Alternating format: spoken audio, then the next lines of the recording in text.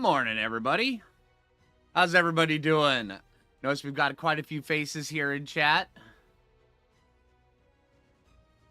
All right, so today we're going to be making a beginner's guide to help everybody help everybody come together and learn how to properly play Ark. I've been seeing a lot of questions about different things, so I wanted to go through it. I wanted to do this live. Once we actually start, I will be reading chat, but I won't be responding to it for the most part. If you guys have additional ideas that you think I should be adding to the beginner's guide, please, by all means, put them into chat. I will appreciate that. I will read them, and if I decide that they should go into the video, I will mention them. So it is really awesome. But we're going to be taking a few moments now to say hey to everybody. So over on Twitch, hey Pocket Rocket, Mrs. X, and Robert, how you guys doing? Over on YouTube, hey Java, Leica, Codex, Aerosong, let's see, Dixie, Grandma Gold, Cameron St. John, Christopher, Ben, Cozy, Nacho, Dawn, Scott, hey Scott, Spectus, Amanda. All right, hope everybody's having a really good day. Today should be a really good stream. Just make sure that, everybody, you praise the April equinox, because the April equinox is the thing that we are celebrating today. So it is absolutely awesome. All right, whenever we're ready to get started, I was going to take a couple minutes before we start doing the video. And, yeah, how's everybody doing today? Should be a good time. All right. Hey, Tamara.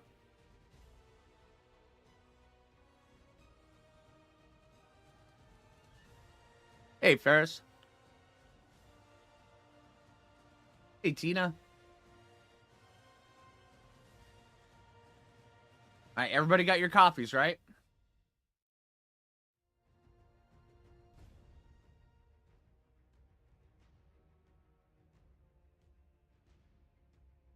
Okay, so now that we've got that out of the way, hold on, let me get a little bit more comfortable for this.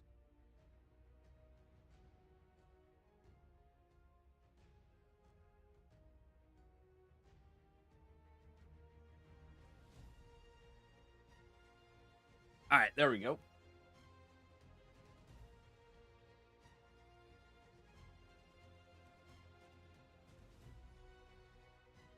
All right, so here we go.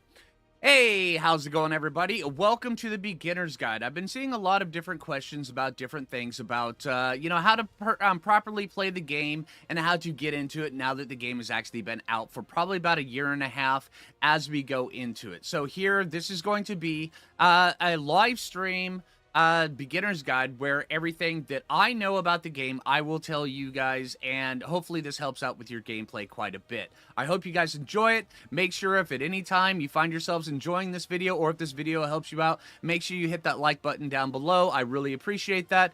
Also consider subscribing. I put out content like this once a year, only once a year, and it will be really it should be very informative and helpful. If you're over on Twitch, consider giving me a follow. I really appreciate that just as much. All right, so when starting in Ark, one of the key things is what you want to do is you want to decide how you want to play. Now, you can join a bunch of servers over here, or you could create a single-player game and you could play by yourselves. You could also go and join a bunch of mods. You can go and put a little bit of mods on there, but mods, they could be a little bit dainty and diddly, so unless we want things diddling with our game, we're gonna leave them alone, because a little bit less diddling is better. Sometimes you like to be diddled a little bit, that way there you can go and you can properly get your mods. A little bit of diddling is fine when it comes to mods. Sometimes you want a lot of diddling, and that way there you go full force diddling, and then you just add a bunch of mods to your game.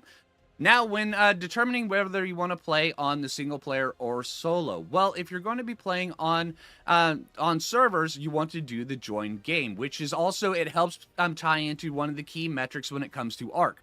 Time played. Time played is the most important factor about everything on this game that you could possibly ever be. If you ever walk up to somebody in the street, in Walmart, you go up to them and say, hey, how much time do you have in Ark? And they say, I have 3,000 hours. They're a scrub, move on. Okay, so now what you go from there is you want to have at least 10 to 15,000 hours in Ark. It is extremely important, and the easiest way to get that is on the servers because you can AFK overnight. It is extremely important, so time played is very valuable. We're not going to be doing this. We're going to be going through and then doing the create a single player game, because if we are playing on single player game, then we want to we want to make sure that nobody can trip us while we're running from our parasaurs, because that is extremely important. They're ferocious and they're vicious and they're going to come try to eat you. All right, so now we hop into the single player game. And then from here, you have several different choices. If you have different maps installed, you can play on those. They are kind of important. But also, if you just want to have a nice, easy, friendly, relaxing time, well, let's start on the island. Give it a moment.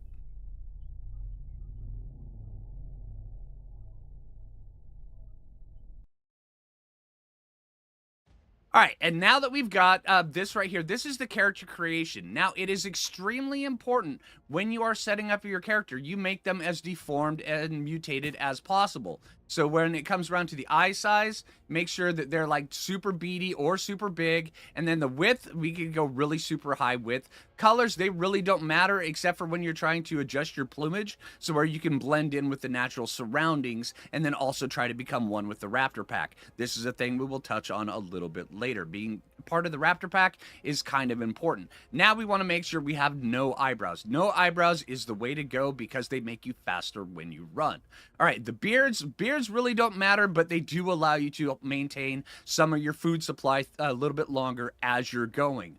Facial hair length, well, we want to hold on to a lot of our food, so we're going to be doing that as we're going. Like I said, the facial hair color really doesn't matter, but it will be part of the plumage, which is also part of the quiz later on. Make sure you're paying attention. Head size. Well, head size, we want to go as big or as small as we possibly can, and then we want to lower all these things as much as possible, and we want to make things as twisted and bizarre. And the easiest way to do this is to adjust one slider to the left, the next slider to the right, all the way down, and you want to make sure that you do this properly and thoroughly, so where everything is in order, because order is the way things are supposed to be when it comes to Ark Survival Ascended. So make sure you're paying very close attention to that. All right, now when we go to the torso, we do the exact same thing. One slider to the left, one slider to the right, all the way down, because this will not only make you faster, it'll make you stronger. And then as you're doing this, things will come up to you and decide that whether or not they want to attack you. Now, if they want to attack you, they're going to judge you based on your appearance. If you are able to rear up in the most deformed way possible, then it will give you an advantage to everything that you will encounter in the game. It is extremely important, so make sure that you do this properly. One slider to the left, one slider to the right, all the way down as you're going. I think we've nailed that one. And let's just continue on all the way through.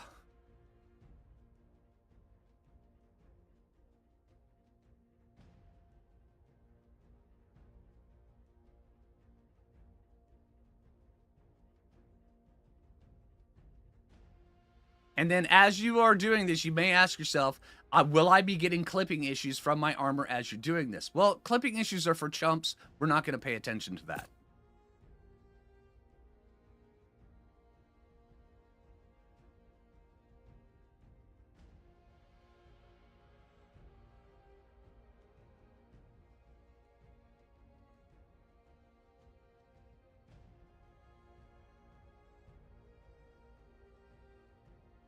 Sometimes this can take you a little while to set up, but don't worry about it. That's just normal. And there we go. We have a character of perfection. This is the way all characters are supposed to be. Now, also, when you create your character, don't put in any kind of name that can be used to identify you. You do not want to be identified in this game. Human is the only way that you can go. Trust me, once you get on the servers, you will understand. Now that we've got this, let's create our character.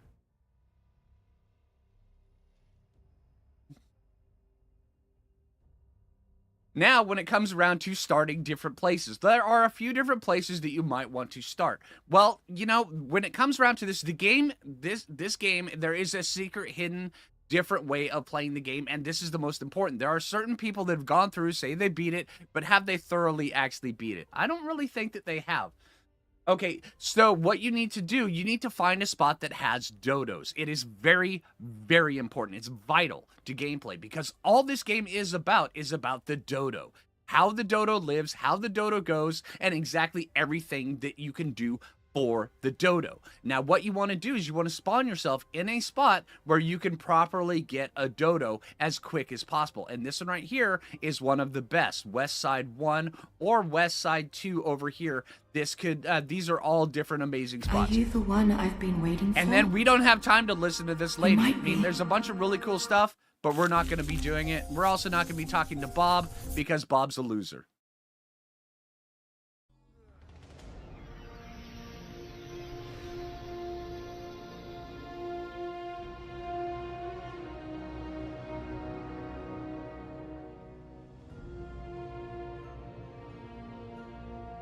Now, once we land in the game, one of the most important things we can do is go around and make sure that we find the very first dodo that we set our sights on. It is extremely important and vital that we find the very first dodo. If you encounter anything else, you may die, but you will notice that you have a specimen implant in your inventory. These things are extremely important. You want to save as many as you can. Every time that you respawn, you will be getting an implant that you will be saving. And what you do here, I will get into this a little bit more, but make sure that whenever you die, you save just as many implants as you possibly can.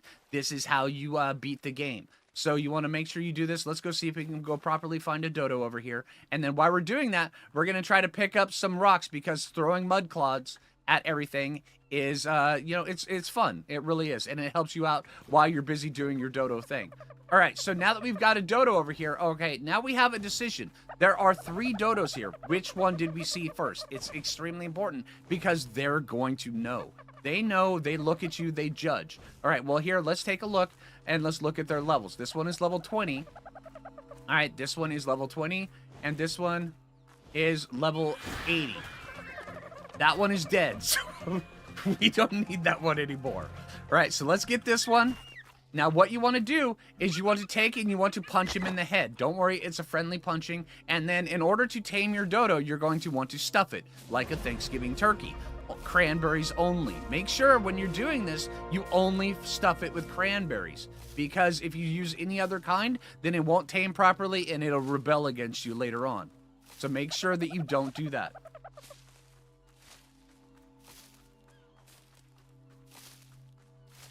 All right, so we've got 18 cranberries. That should be enough as long as we can come over here.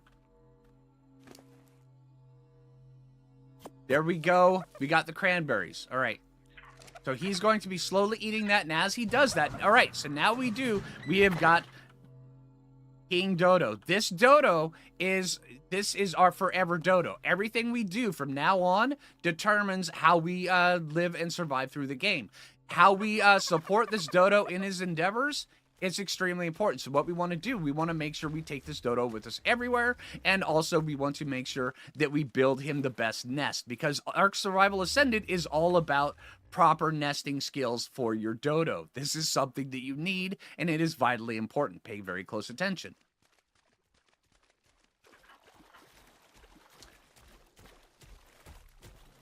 All right, let's go over here and let's see if we can find ourselves a proper place to build a nest. I did see a dodo get taken away, so we need to make sure that this one is not. We're going to have to go over here and risk going through the ground and then... or going through the water and carrying our dodo. Remember, if the dodo cannot... if we can't carry the dodo can be... we can actually have him follow them. Now, dodos, while they are extremely ferocious and terrifying, they're also rather weak, so we need to make sure that we guard him at all costs. If anything comes along and decides it wants to eat him, we're going to make sure that we do anything in our power to make sure that we can either trip them or throw poop at them, or maybe even a dirt clod, which is another reason why we're picking them up off the beach. Okay, they're right there. Those are two dillos over there. They could be a threat to our dodo, so we're going to continue to move along. And then let's go down over here.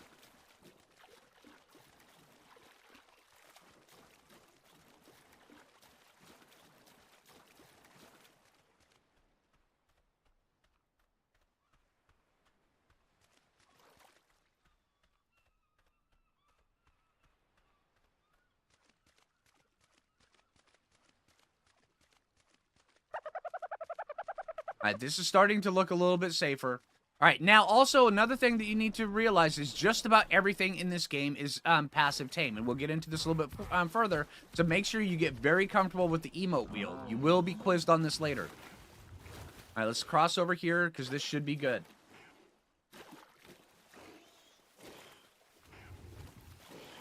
All right, come on, Mr. Dodo. This should be a good spot for you to live and nest up, and we can properly nest you up over here on this.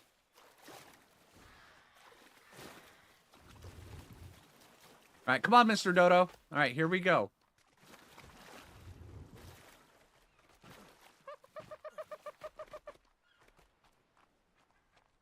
All right, can we get you up here? I think we can.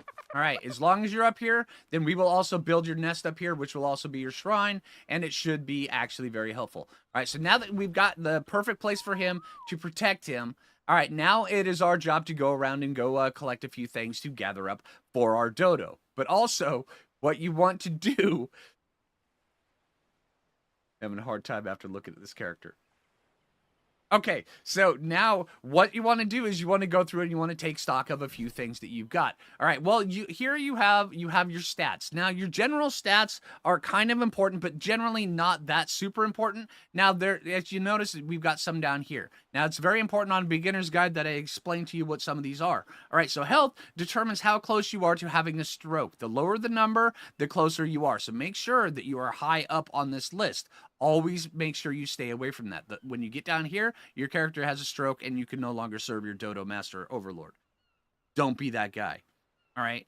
Stamina determines your abilities to pick berries longer for your dodo. It is extremely important, okay? So the higher your stamina stat, the more berries your dodo can have. And your dodo always wants berries. Make sure that you have them, okay?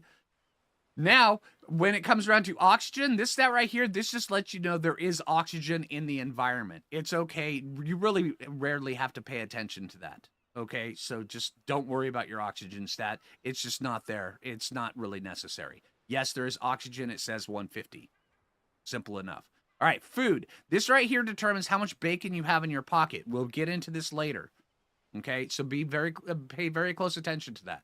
All right, water. This right here is how much water you have poured over your head. How you refill this is you just go like this and you jump in the water. Every once in a while you need to, because in Ark, your characters are amphibious, but you also have a rather leathery, scaly skin that is hard to see. Well, it's actually easier to see on this guy, but you need to make sure that you're constantly wetting it. Now, what that determines, see, as we did this, our water stat is now back up. We now have wetted our skin, which means that we're ready to be outside of the water for a little bit, because when it comes around to this, Ark survivors, they evolved in the ocean and then they came up onto land. So, but we're still in the evolution process, so we need to make sure that we are constantly wetting our skin. It's very important and extremely vital. Weight, this right here, the game is just trying to fat shame you. Don't pay attention to this stat at all, okay? Now, when it comes down to melee damage, this one right here, this is kind of a bad stat. You really don't need to pay too much attention to it because, frankly, who would want to punch their dodos? Nobody. You don't need to have melee. All right, crafting skill. This is extremely vital. When you are going around and you're crafting stuff, the better stuff you craft, the better stuff you craft and give to your dodo, the better the rewards will be. So pay close attention to crafting skill. Now, fortitude. Fortitude is another one. Fortitude is, well, how do I put this? Some days the dodo has a bad day. The dodo gets a little bit hangry and he gets a little bit persnickety. He hasn't had his Snickers. So he will sometimes come down and, he gets a little bit, like I said, hangry. Fortitude stat is your ability to withstand those days. You know, be able to determine if the dodo is hangry or if the dodo just is sending you out on a mission. If he's hangry, you can withstand the insults and you can give him his Snickers. This is kind of an important skill because sometimes you just don't know. So you want to pay very close attention. All right. All right. So now that we've got that under control, let's start actually nesting for our dodo over here. Now, what we want to do, we want to go get a few mud clods. And they're generally marked as stones. See, there we go. Yeah, they're called stones in the game, but they're really mud clods. When it comes around to building up your dodo's nesting, sometimes mud clods can actually be rather important. Unfortunately, you can't really throw them. You have to get the monkey attachment that will actually go on your shoulder. You can find them later on, and then they will actually throw the mud clods for you.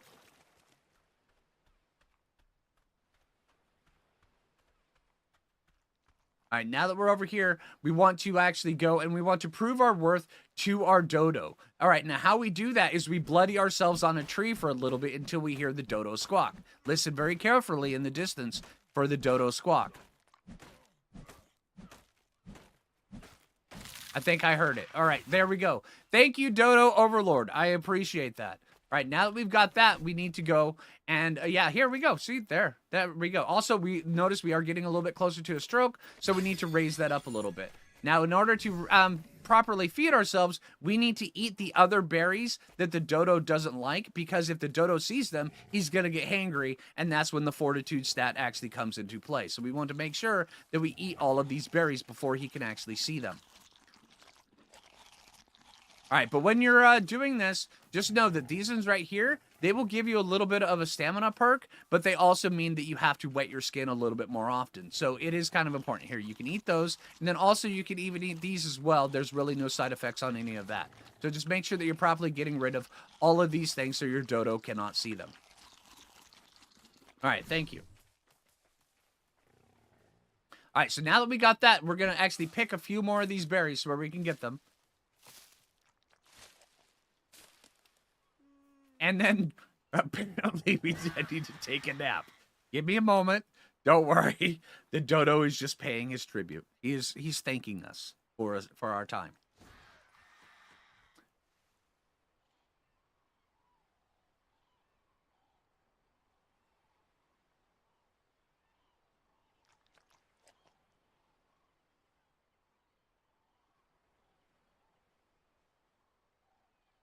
Although I do need to add, it is important that while you are taking a nap in this game, you need to take a nap in real life so you can let your playtime hours actually go up a little bit higher.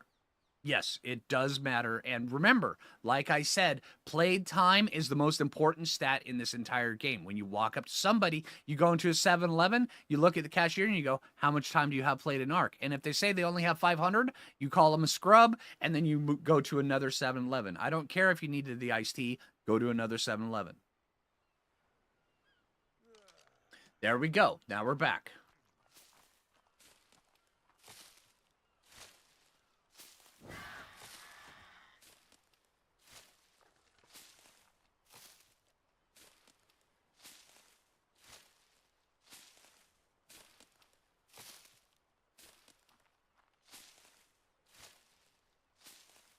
Sometimes picking all the berries for our dodo can be kind of hard, but you know, it is important. But there are tools that can help us advance the process a little bit more. So this is where I'm crafting a few tools. Now, the quality of the tool that you craft will actually help out your affinity when it comes to the dodo. So you want to make sure that you craft the best quality ones that you got. Right now, we only have access to primitive, so this is what we have to go with. So let's go with that one. And then also, you get these weird points up here. I'm not sure what these points do, but by spending 3 of them, I'm allowed to get stone hatchet. But yeah, I mean, who knows about all this stuff when it comes to beginner's guides? I don't think anybody does. But I'm going to make sure I can learn how to make a hatchet because I thought I heard my dodo actually saying something that he needed one. So now that we've got that, we're going to go like this. And then we're going to use this right here so where we can pick... Oh, well, actually, we're going to put this down on our bar so where we can actually go and we can pick a rock. And then we can start getting a few other things.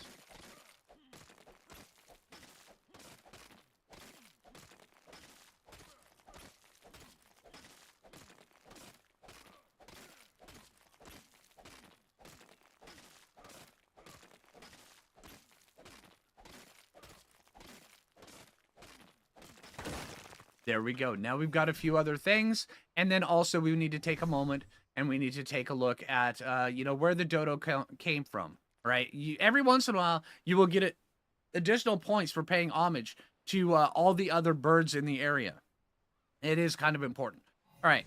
Make sure also while you're doing this, you're properly drinking your coffee.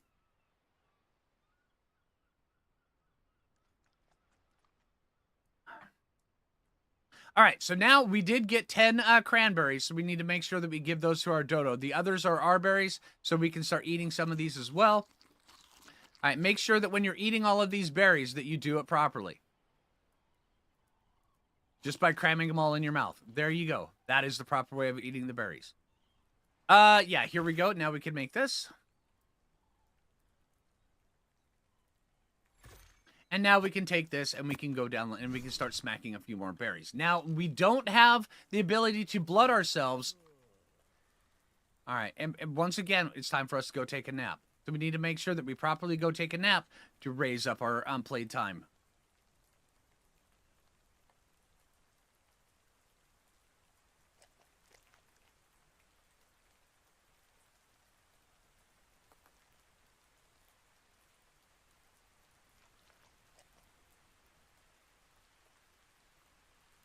Hey, everybody in chat. I am reading chat. You guys are kind of cracking me up a little bit, but yeah, I got to make sure that I stay very focused on this because if I get too distracted, I'm not going to be able to continue. I hope you guys are enjoying it.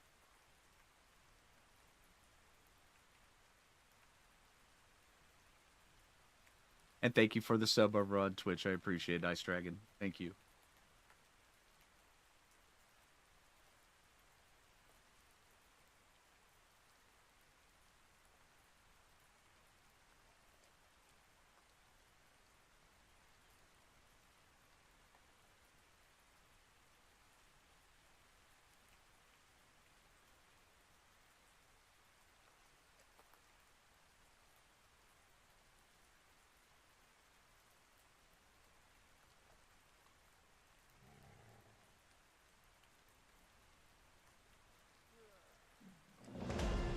Okay, now that we accidentally ate all of our dodo's berries, our fortitude is going to start coming into check. So we need to make sure that we gather up as many cranberries as we possibly can. All right, so we need to get a whole bunch of these. Also, while we're doing this, we're going to end up getting a few other things. So we need to make sure that we pay very close attention to that because there are certain building materials that we need to properly nest in. Now, as you get further along in the game, you'll notice that you unlock things like metal crafting materials. This right here is thatch. You can get metal, you can get stone, you can get things like adobe, you can get things like wood. Remember, all of those are meaningless and completely ineffective. What you want is thatch. Dodos nest in thatch. Thatch is the most important one. It is the sturdiest, it is the strongest. Only make thatch. So make sure that we get a bunch of these as quick as possible. Also, dodos demand that we have storage boxes for their additional cranberries because we will end up having a backlog of these and it is vitally important that we have plenty of them.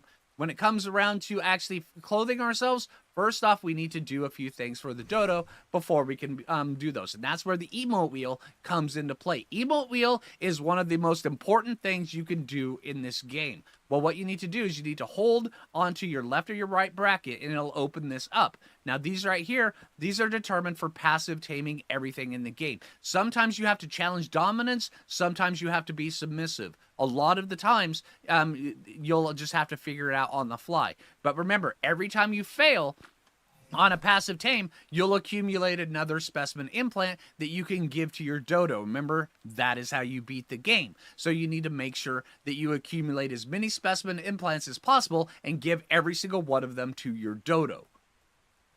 All right, so when it comes around to some of these, now notice you go through all of these. All right, hide hat. Well, hiding hat is for chumps. We don't need that. All right, what we need, the salute. Sometimes when it comes around to certain things, you need to make sure that you pay homage to just how strong of a dinosaur that it is. And how do you do that? You salute it. Okay. Now, also, whenever you go around and you say sorry, say if something is really one of the uglier dinosaurs, like the parasaur. Well, you need to go up to it and you need to apologize for just how horrible it looks. And then once you're there, sometimes it will actually let you just tame it and just feed it. It'll be your friend. It's amazing.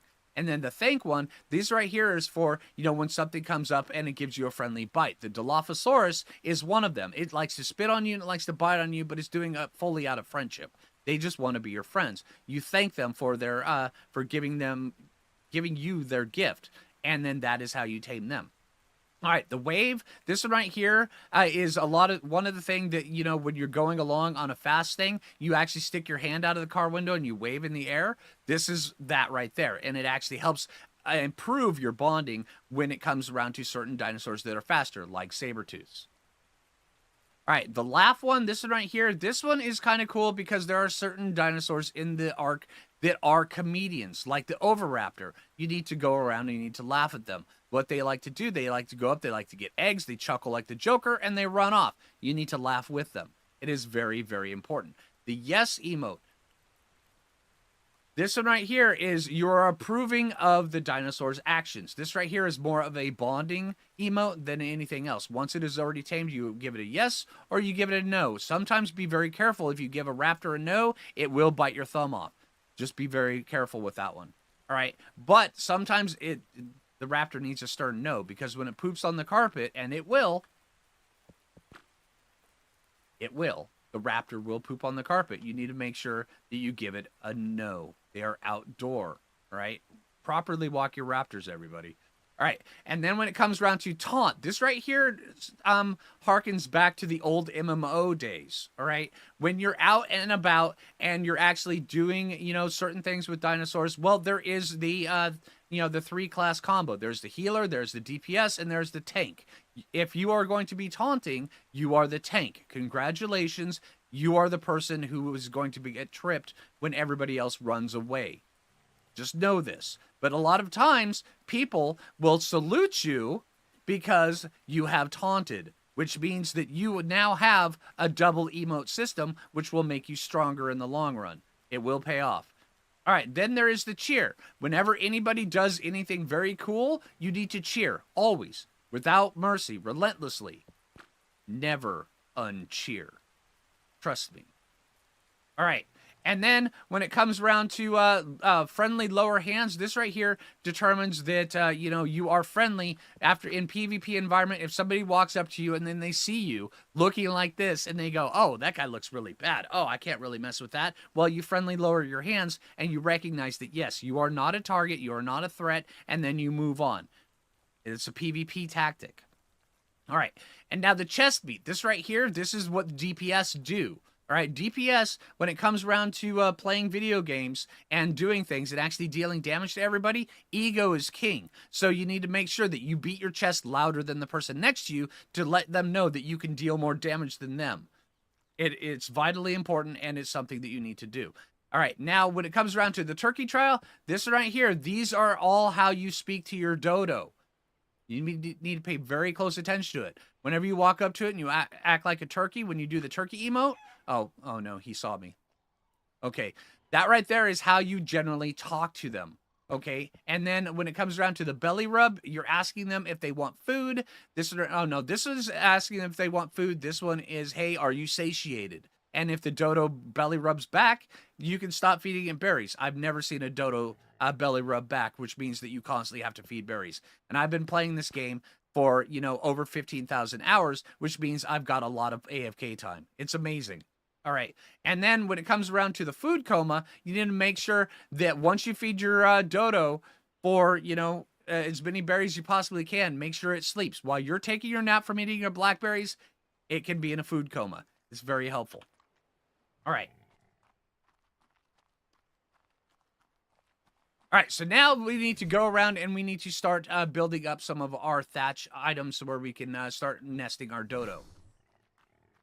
And by doing that, how we do that is we smack a bunch of things with other things. And so, yeah, here we go. Let's smack some things.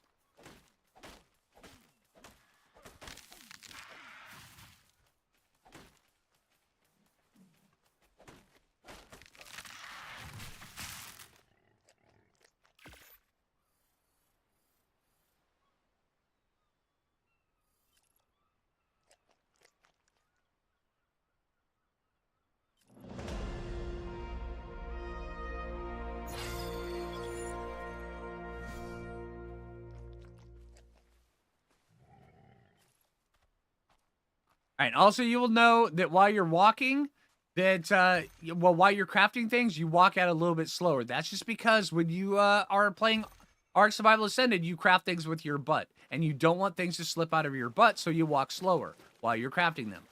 Yes, I know it takes a little while to get used to it, but yeah, it is a thing.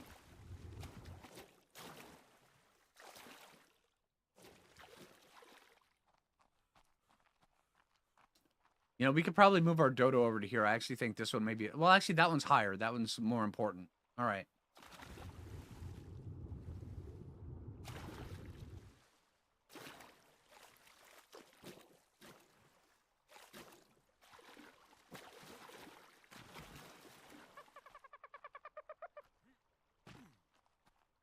Okay, so now that we're up here, now we need to properly figure out how this dodo wants to nest. Now, what we come up to it, we go and we use the emote system. Remember, emote system is king. And then we start talking to our dodo, right? By using the turkey emote. He didn't respond, which means that we are free to do whatever we want. So we can take it like this, and then we can go like, well, we can nest up a little bit. Let's see. But we can take this one, and we can put it as high up as possible, and then add a slant. That way there he can see the sun rising on the east, and then also on the setting in the west, and then it should be absolutely amazing, and he will thank us. And then we set it up like this. And then from down here, we need to have something for his constituents. So we want a lower platform, kind of like that. Now, also realize that this is so high, I can barely even jump up here. And that's what we want, because the dodo needs to be elevated. And we go like this. And proper placement of the dodo in his nesting is very, very vital. So we want to go like that. And then now... yeah, that's very centralized. We may end up having to move him eventually, but that gets a little bit tricky. So you need to make sure that you try to do it properly on your first try. All right. Now, also realize that these seagulls over here, they are jealous of the dodo. So they may try and come and kill the king dodo. Don't let that happen.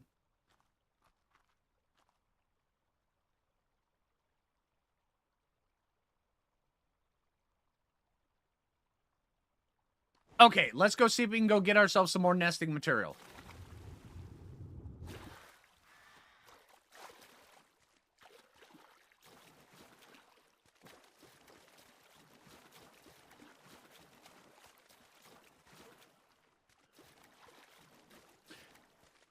All right, and also, you may actually say, hey, I'm playing a game of dinosaurs. When do the dinosaurs come into check? Don't worry, they will eventually. But also remember, when it comes around to things, you're gathering things and things to give to other things, which means that most everything in this game, well, they're passively tamed. Just so you know, even the Rexes and the Raptors, everything in this game, they're passive tamed. Well, for the most part, they're passive tamed. But just remember that if you do it properly, you'll win the Rex trophy at the end. We'll cover the Rex trophy later, and it will be on the quiz as well. All right, but each failure helps your dodo grow stronger, like a rabid raccoon filling its belly with more and more trash hot dogs, longing for sweet taste of lips and butts. You want to make sure that the lips and butts are fully included. It is very, very important. All right, so now we need to make sure that we're gathering a little bit more nesting stuff before we got sidetracked, and then going and gathering a bunch more stuff. Also, I did notice that we are starting to get a little bit overweight, so we need to increase our weight allowance a little bit further here soon.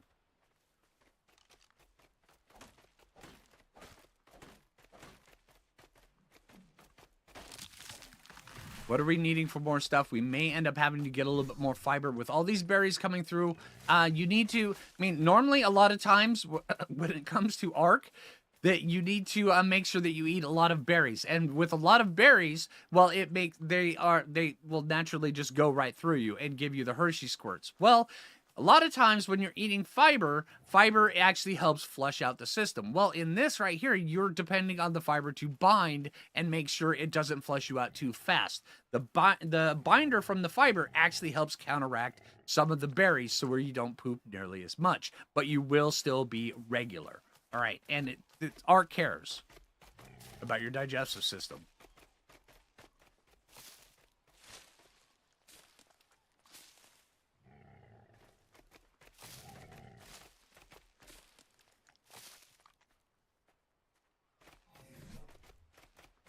Okay, now also we do have the offering box, and I did forget to put down my, I did forget to give the dodo his cranberries. We need to make sure he's not upset with us when we get back. He might be. Sometimes they do. Once again, we'll craft these in our butt, and it'll be fine.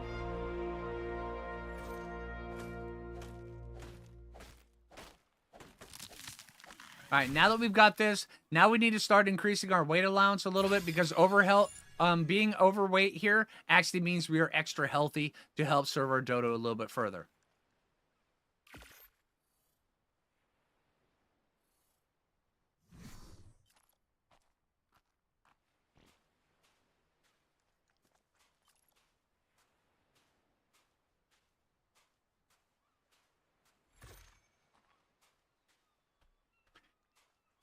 And then also remember just how we enjoy, crafting things in our butt as we're going by increasing the weight stat and allowing us to actually get a bigger belly. Also, that does help us build our crafting skill, which also helps us build our badonkadonk, which is extremely important. So make sure that while you're increasing your weight, you're increasing your crafting skill, which will also allow you to have a better badonkadonk crafter. So make sure that you build that badonkadonk thoroughly and completely. It is important as you're going along.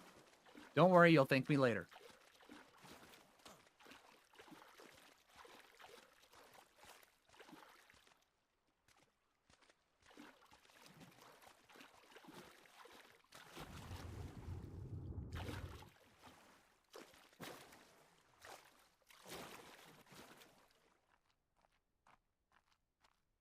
And once again, we have gone to the other one. We need to get over here and bow in submission, but we will need to eventually get rid of those flyers over there, which means that we need to get spears and then also a campfire so where we can actually cook our pigeon.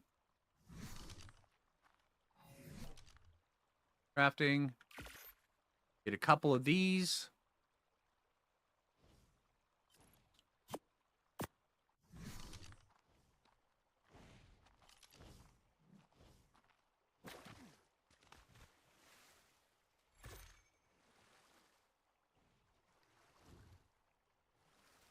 All right, and also remember that whenever you're in the water, you submerge yourself underneath so where you can properly wet your skin.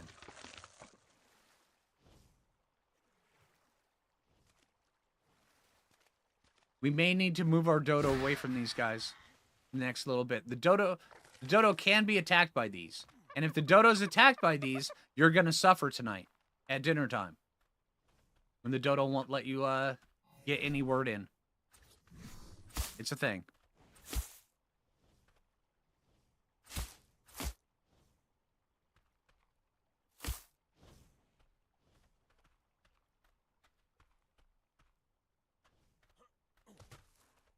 Okay, what level are we?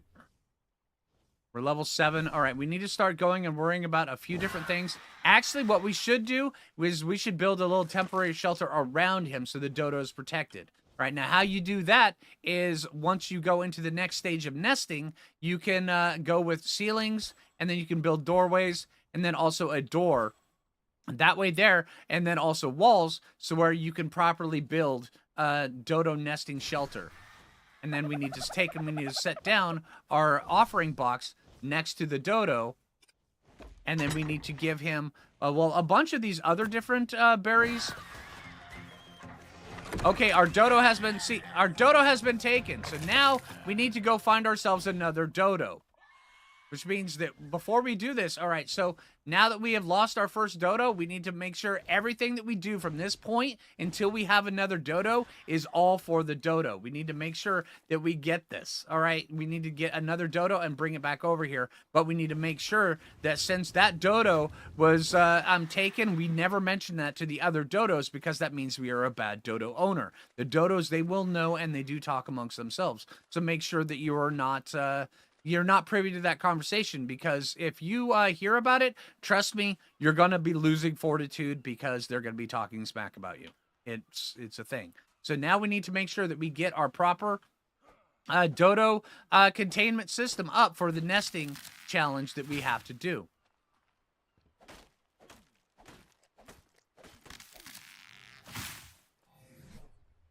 All right, so we need to craft. We need to go with this. 2, 3. One of those and one of those. And that should be good. And then now also we need to make sure that we can go get another dodo. So let's go make sure we can get another dodo. And then this one right here, we need to make sure it actually has a little bit more of a full life. Because our last king dodo did not survive. So now we got to rinse and repeat and start over.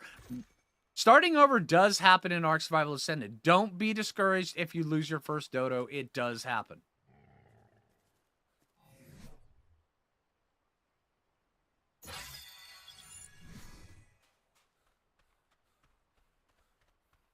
And then also, it is extremely important when the dodo dies that no matter what forum, no matter what chat you're in, you can run off to Reddit, you can say it in a stream chat, anything like that, you always F for the dodo to pay respects.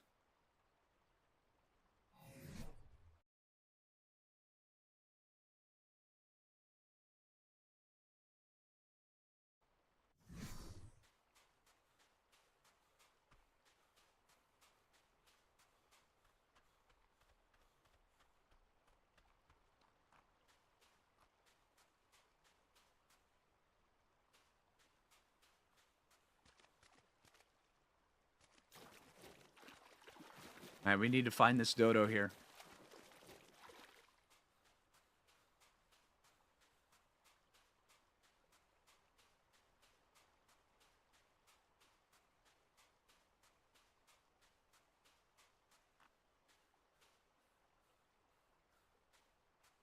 All right, and then also remember that as you're going along, one of the most important things to remember when it comes around to stamina and running, so where you can withstand a bunch of things, is that whenever you run out of stamina, it's extremely important that when you're here, let me show you. See down in the bottom right, as you run out of stamina, you need to make sure that while you're going, because you're pushing a bunch of wind by you, you need to make sure that you go down like this in order to let that wind catch up, or else it's going to create a bunch of drag on you. This isn't going to do anything else other than that, but this is going to make you feel better and give you something to do while your stamina is going up. Vitally important, by the way.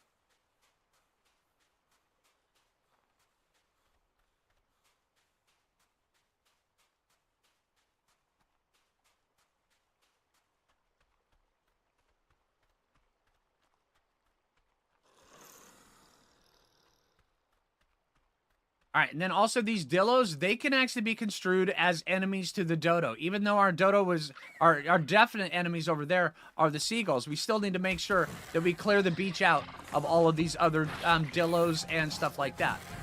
And since we are not in the market to passive tame any of them right now, we just need to clear them out so where we can cook ourselves and then decide if we want to actually make some fried chicken later. And then also have bacon in our pocket. I will show you guys how to turn this into pocket bacon very soon.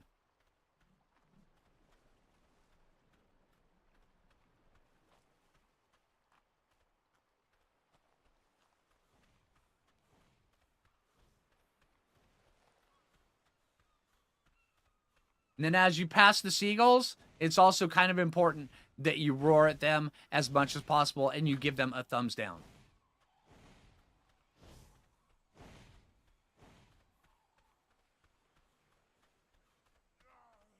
Oh, time to wet our skin. All right, skin has been thoroughly wetted. It doesn't take very long to wet your skin.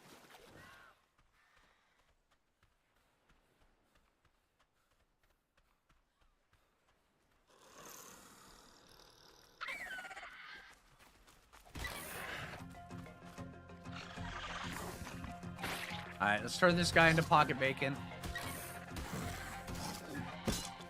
All right. Pocket bacon broke our skin, broke our spear. So now we need to run off and we need to go and hide our shame while we're doing this.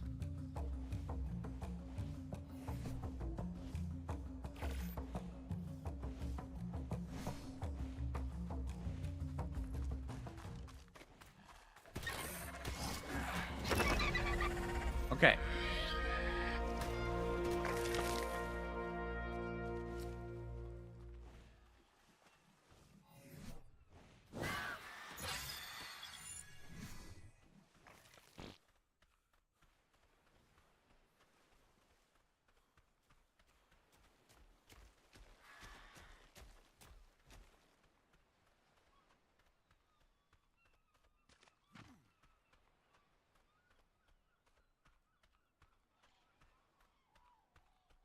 Found dodos on this other side over here. All right, so now we need to go back to the place where the dodos came from. We need to go see if we can actually find a proper dodo. And also, just remember that even though we are amphibious and we evolved from an amphibious nature, by needing to wet our skin, we're also going to be running out of. We're going to. If you run out of your windbreak stat when you're in the water, you will drown. So yeah, we have evolved away from flippers, but we still need to wet our skin.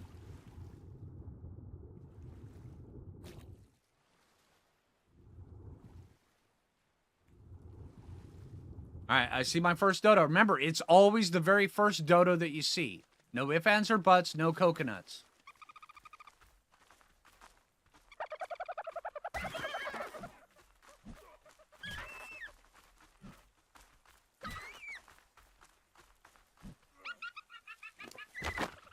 And then you only give them your cranberries. Cranberries is the only thing that dodos will eat because you're stuffing them like a turkey.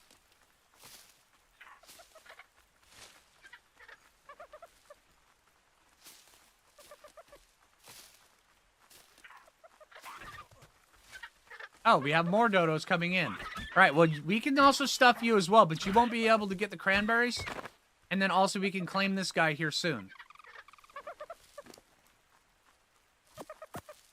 All right, because as you're going and you start nesting your dodo, eventually you're going to want to come out and you're going to want to give the king dodo a harem. Well, giving the king dodo a harem, it's very important that you get as many other dodos as you can. But remember, when you're nesting them, they cannot be on the same level. The king dodo needs to be up on the top, and then its constituents need to be down on the lower one. It's very important for the social class tier system within the dodo culture. There we go. We have our king dodo. Now we can give other berries to the other dodos. All right, so this one right here, we can put in, let's put a few purple in there. Those ones are gross. And then we can also, there we go. All right, you will be 1, because that's really all the name that you are worthy of. And then we can claim these ones here. And we can call this one 2. And then also we can stick some other berries in there. And then we can claim this one as well. And this one will be 3. Remember, it's important that you only name your previous you name your king dodo. Everyone else, just numerical value. Throw those in you. And then we haven't made it into pocket bacon yet, but we will, actually, you know what? Right now is a good time for us to actually learn how to do pocket bacon. All right, so you take a campfire, and then you craft that, and then you put it down on the ground here. Just like this. And then you put the uncooked bacon in there with a little bit of... Oh, no, hold on. If you build it too close to the water, it won't be able to do this. So you need to... Over here, away from the shoreline. And this is a life hack that is very important to learn. All right, so if you take and you cook your raw meat or your raw bacon, it turns into pocket bacon. And then this right here can be used to lure in a bunch of different other dinosaurs as well. And then also makes you smell pleasant to the raptors of the island.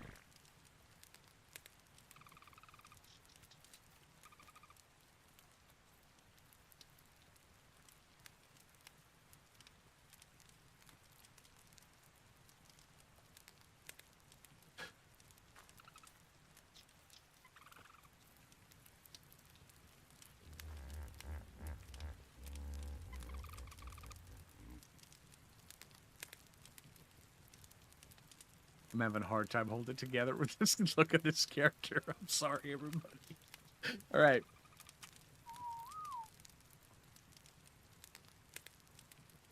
All right, now that we may have a couple pocket bacon, now we are actually allowed to eat our pocket bacon as long as we don't eat too much of it.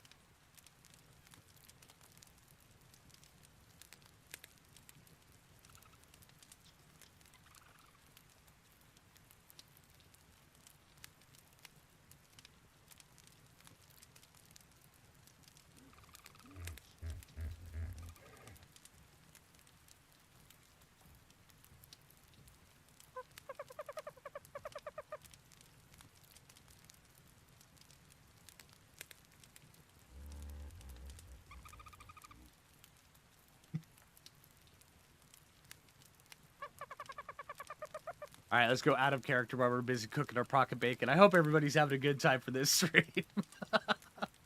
I'm having a fun time. What happened to my body? Oh, this right here, this is a PvP defense mechanism.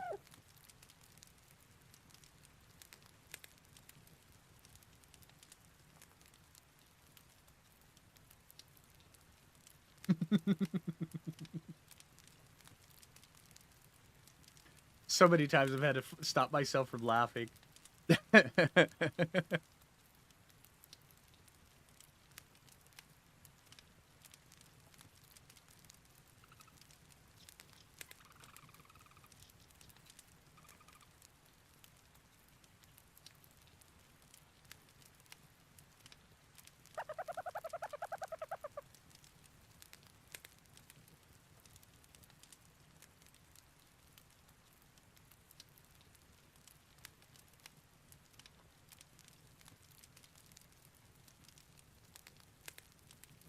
That's for the king overlord there, Robert. Okay, back into character. All right, now that you've properly been thoroughly cooked your pocket bacon, it's very important that you run around the campfire a few times and you kick sand up on it. It does provide additional flavoring, and it does actually help satiate you a little bit more. So you make sure you take that and you put that down here, and because you need to always be able to see just how much pocket bacon you have in your pocket at any time. It is very, very important. And then we're going to eat a piece of pocket bacon. I'm sorry, dodos. All right, now we're waiting here for more pocket bacon to thoroughly cook.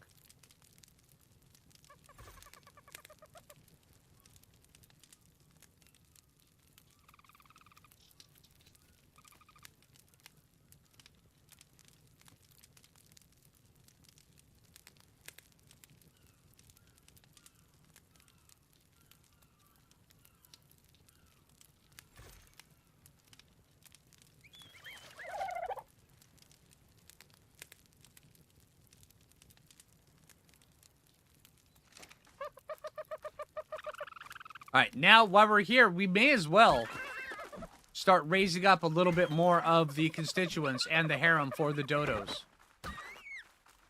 They will try to rise up against you, but don't let them. Let's go pick some more berries.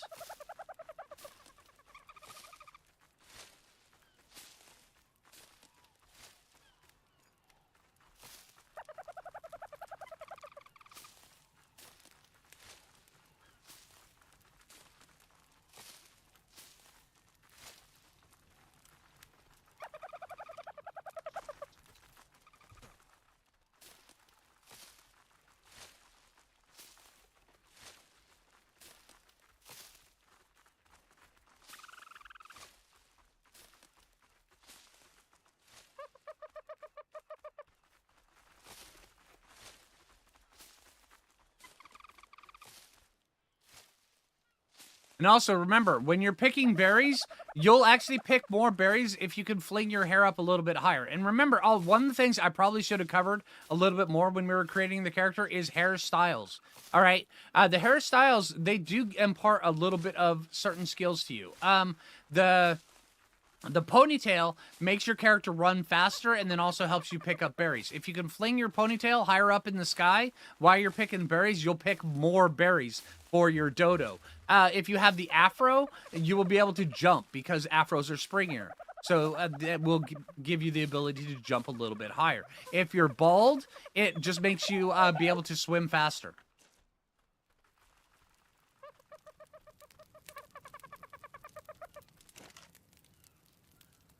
More pocket bacon. We're almost done with our pocket bacon. All right, so where's King Dodo? King Dodo, oh, of course, King Dodo is in the lead. All right, King Dodo, we're going to level you up with a little bit of hit points, and then we're going to give you more cranberries because you need all the cranberries. And then you're almost unconscious, so we're going to give you some of those where you can eat up very quickly. There we go, and you will be number 4. Did we knock out a 5th one? I believe we did. Where's the 5th one?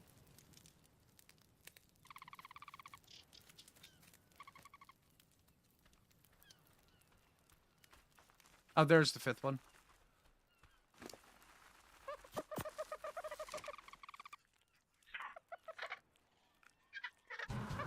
All right, so there we go. There's number 5. Now we've already got King Dodo and 5 constituents, which is going to be very vital. Also, while these lower tiered ones are busy getting to be a bigger tier, we need to make sure that we're constantly feeding them with a few berries. It's all about class system when it comes to dodos. All right, and then also, remember, when you're picking up your campfire, you need to do it while it's still burning. That way there, it goes in your pocket and you can feel it, because pain is life. And it reminds you that you're living. And that's very important when it comes around to your dodo, because your dodo needs to make sure that you're properly treating it with the respect it deserves. And we need to teach King Dodo, and then by doing that every once in a while, you need to be burning yourself a little bit with your campfire. It does matter. And then also, so King Dodo's in the lead, and let's go.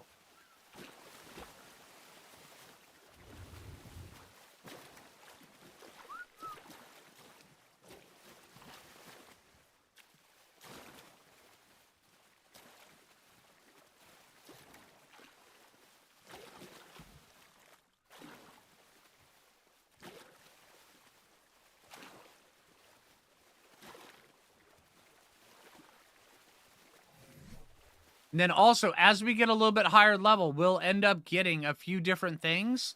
One is, at the next level, we'll end up getting a bow, which is actually, it may say bow on there, but what it really is, it's a seagull killer. So you need to make sure that you get to your seagull killer attachment as quick as possible.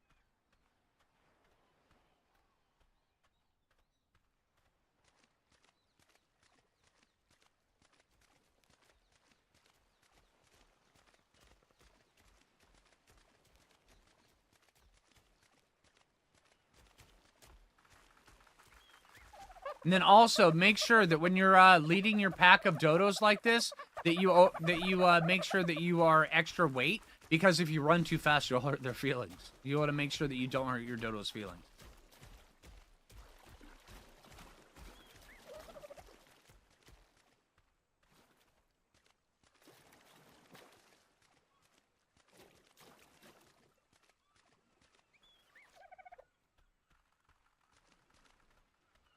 Let's get over here to our dodo rock, and it looks like the seagulls have, for the most part, moved along.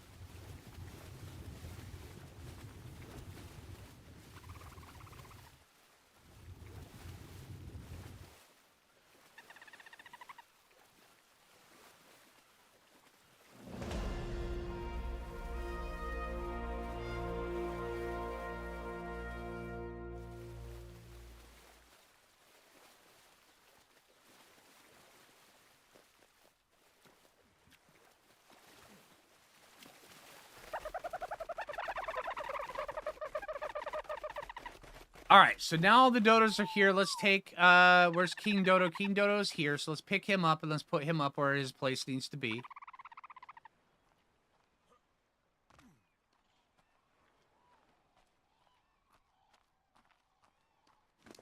It is okay to pilfer the old King Dodo, but don't resurrect the previous King Dodo, because the new King Dodo, the current King Dodo, will actually incur his wrath on you. So you need to make sure that you don't do that.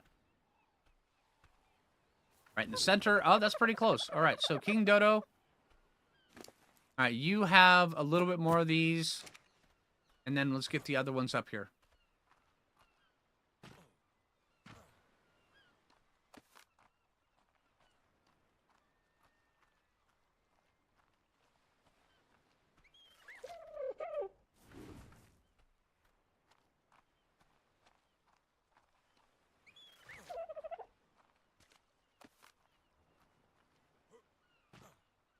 All right, here pretty soon we'll go out and we'll start discussing how to tame all the different dinosaurs on the island. It is a dinosaur game after all.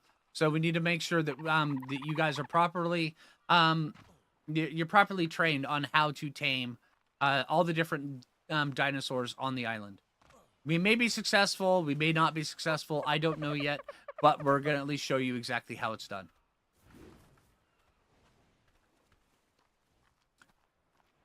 All right, and these lower social class dodos, once they are ready to raise up a little bit, we'll bring them up a little bit further. But for now, we'll just bring them over here so they're a little bit safer.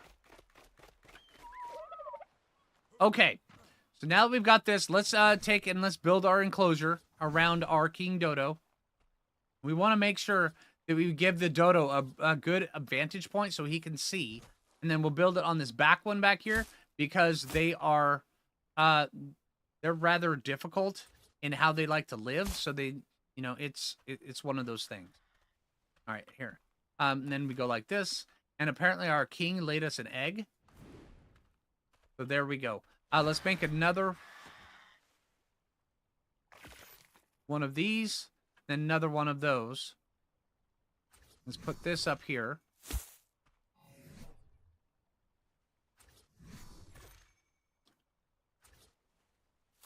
There we go. All right, so now the dodo can fully see all the way around him, but we need to make sure that we give him proper doors so where he can come and go as he wants. All right, now that the dodo is nested, now we can kind of separate ourselves to go off and go see if we can go get a few things. But we're going to leave our pocket bacon maker over here in the back corner.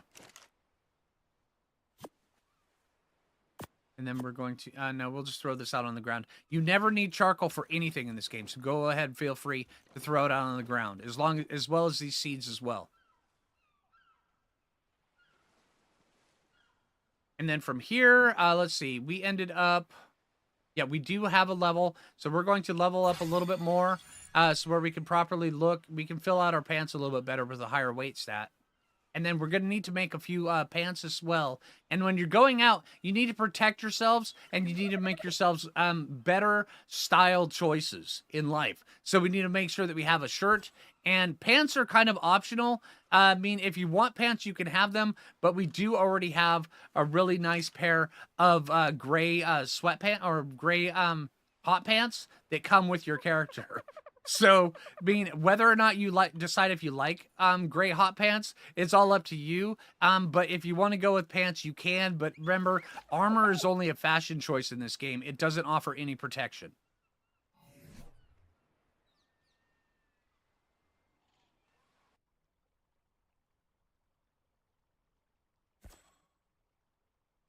And we'll get some shoes. And then also, another thing, whenever you're making a water skin, always, always, always, always craft two, right? One of them goes with you, and the other one you have to dump on the beach for your homies.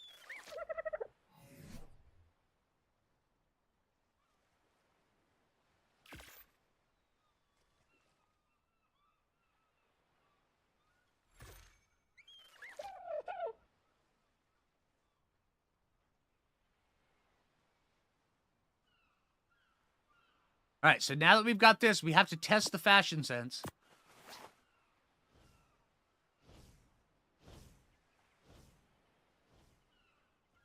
You have to thoroughly look it over. Yeah, this should be good. While our beard is busy catching any additional berries and pocket bacon that falls out, any additional stuff should be able to be caught right here. And that should actually work out pretty well for us in the long run. Remember, this is a survival game after all.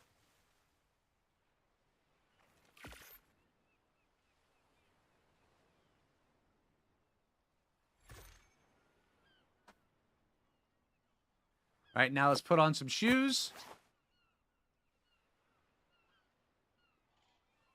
Yeah, they look about as comfy as a burlap bag. They'll do.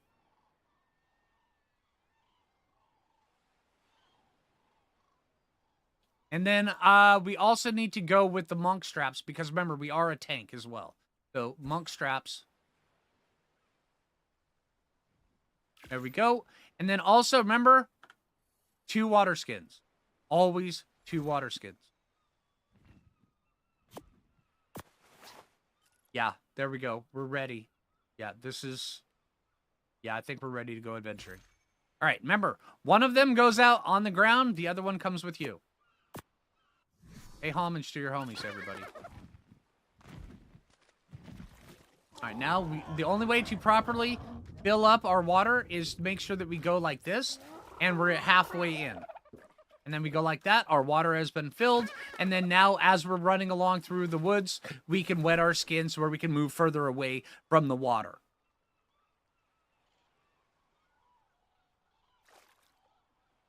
And then now, let's see. Let's go with a seagull stabber, and then also the stabbers that go into the seagull stabber. All right. Crafting. There we go.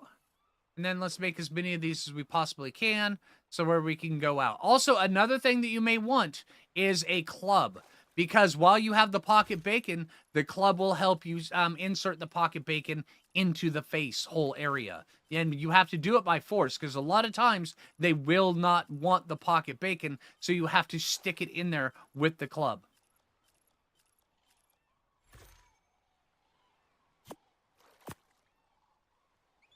All right, let's go get ourselves a club so where we can get it to inserting. If only we had our club.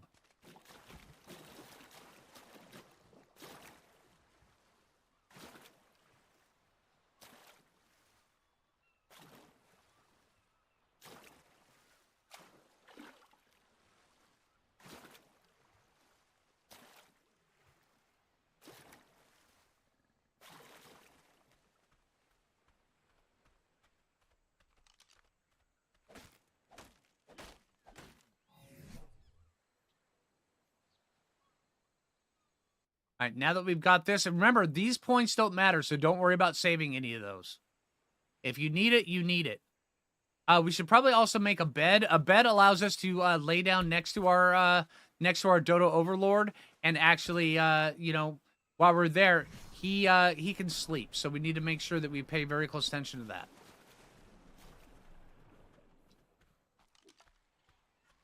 All right, let's see if we can get rid of any of these seagulls. Well, they moved down the beach a little bit, so let's see if we can actually get rid of this guy now. He seems to be invading on our dodo. Now, a lot of the early game stuff is just protecting the dodo. And then making sure that nothing encroaches on its territory. And make sure that you properly harvest them. Because that's how you get additional pocket bacon. Even though this one right here seems to be a little bit bugged. Once in a while, the game will get bugged, but it's okay.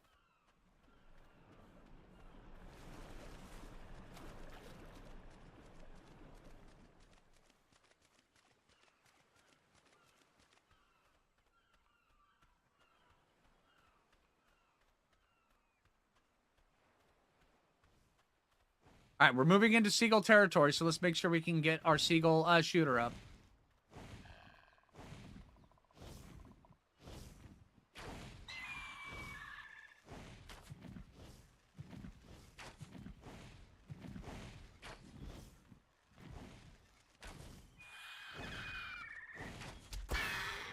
All right, now that he's out of there, now we got to go harvest this guy.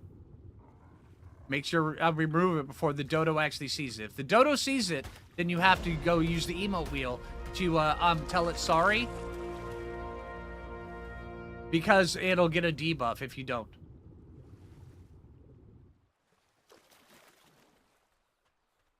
And we're getting additional levels as well. So we'll continue to raise up our stat that allows us to get bigger and fuller and stronger.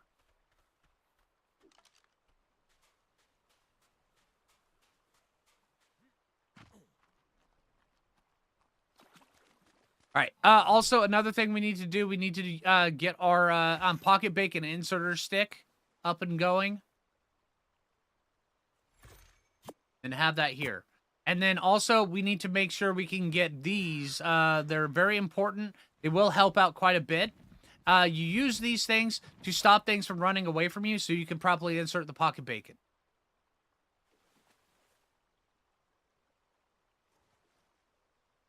How many of these can I make? I make 2 of them. Okay. We'll put that down here.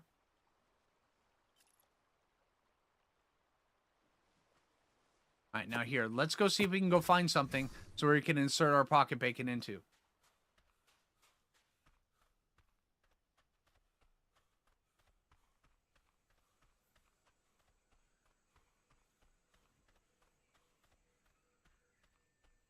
All right, and then now also, since we have our water skin, we can move further away from the beach. For when our skin gets dry, we can just pour it over our head, and then we can properly wet our skin.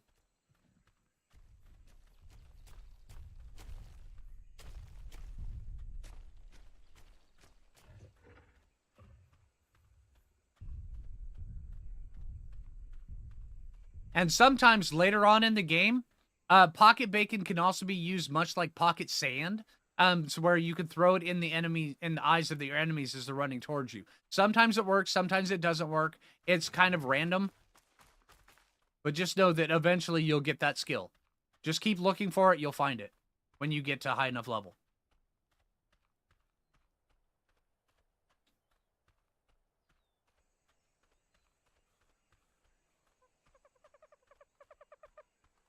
I hear another dodo. This dodo may have to come join us. Dodo's level 5. I don't think it'll make very good tribute, so we'll just make sure we remove this from the area before the other dodo sees it, because remember, dodos are territorial creatures.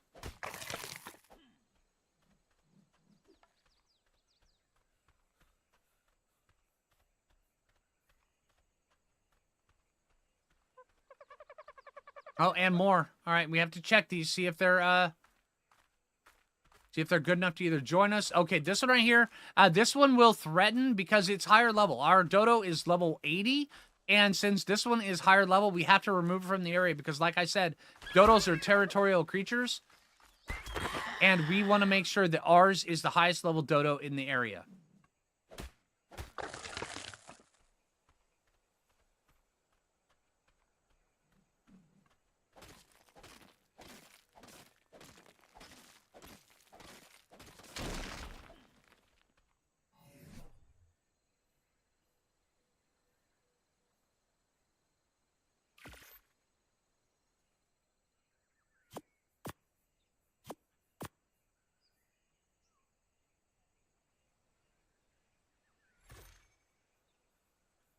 Get a second one of these. These have a little blue bar down on the bottom. I'm not sure what that ever does. I don't think anybody does. But once that goes down, the thing breaks. So make sure that you have a couple of them.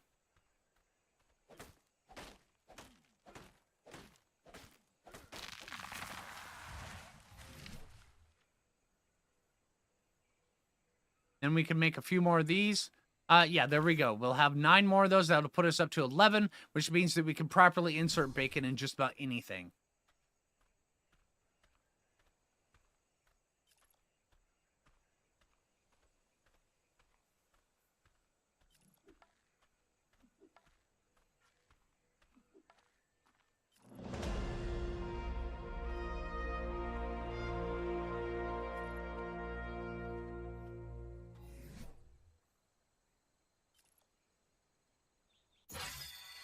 All right, I did think I saw a little thing down here on the beach that we could properly do. Now, remember, not everything is pocket bacon is driven by pocket bacon. Most things are in this game, but some things are not.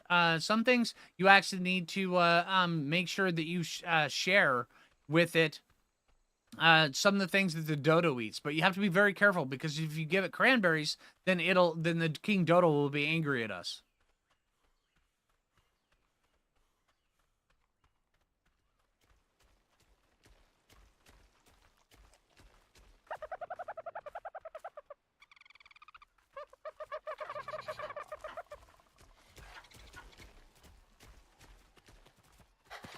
Oh, this guy right here, he just ran away with an egg, so it's very important that we laugh with him.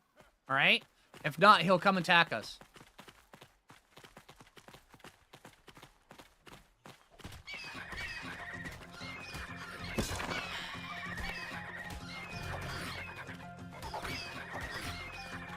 And these guys are trying to take our bacon. Don't let them take your bacon.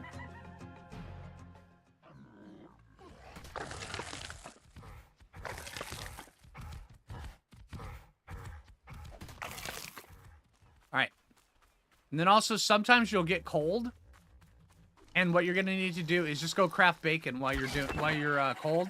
It'll help warm you up a little bit. It really helps on the thighs and also helps while it's there, when you're constantly going in and out of the water, you'll need to actually dry off a little bit for proper moisturizing on your legs. So it's kind of important that you do stuff like that. So let's head back over. I didn't see the one thing. Oh, yeah, there I see it. Okay, now it's over here. All right, he's inside the rock, so I don't think there's anything we can do. Apparently, our dodo, his supremacy is starting to cover the land, which is a thing that happens. And so some things will actually start hiding inside of rocks, going deeper into the jungle to try to escape. Because as the dodo's rule becomes more supreme, then they will actually... some things will start to fear them. And then you'll notice certain things around will actually start hiding and running. And everything that it bows to the dominance of the dodo will stick around. And those are the ones that we want.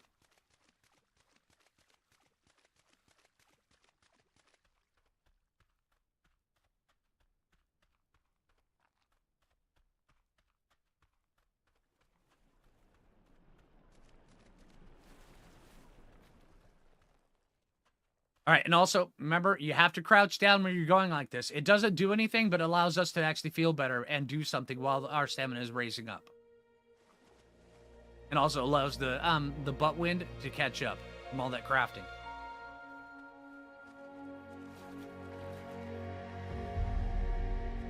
All right, let's swim over here and then see if we can actually go make some more pocket bacon to help us warm up.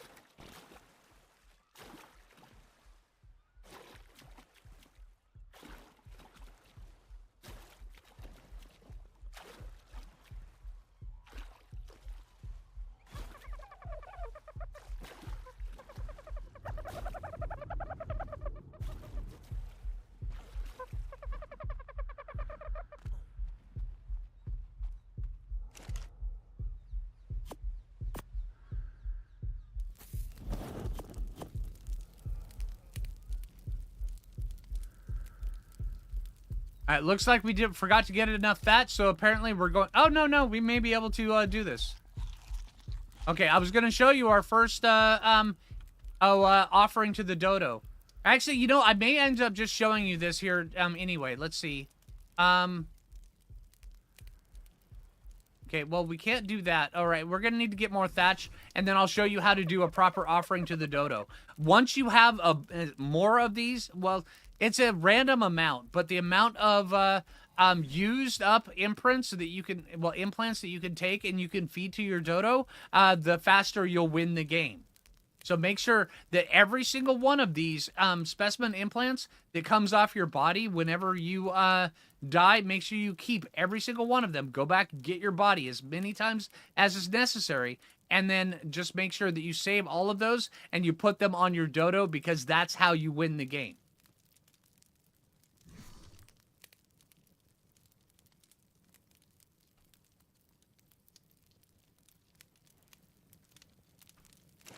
Now while we're doing this, make sure that you put pocket bacon in. It helps the fire burn hotter.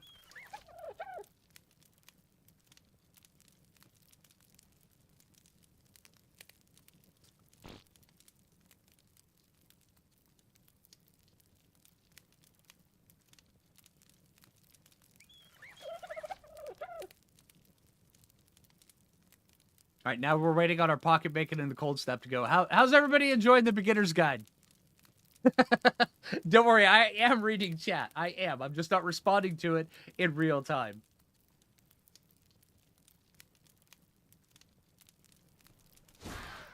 Learned a lot? Awesome.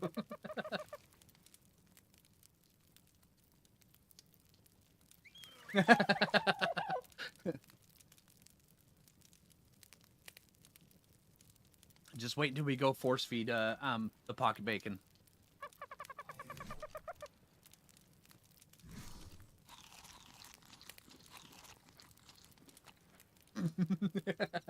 Thanks, Ivy. Yeah, exactly. We do have to bow to the king. I'll cover that here in just a few minutes. Every time, now that the dodo has his proper nesting, we have to properly pay him his respects by bowing and then thanking him every time we pass by. Oh, and hey, Zarin, I know you really like it. If you have the chance, can you find the old April Fool's video I did many years ago about the dodo kibble and just link it in chat for anybody? Because people were mentioning about that. I was actually going to look it up and then post it in there. But yeah, if you have the time, do you think you could do that, Zarin?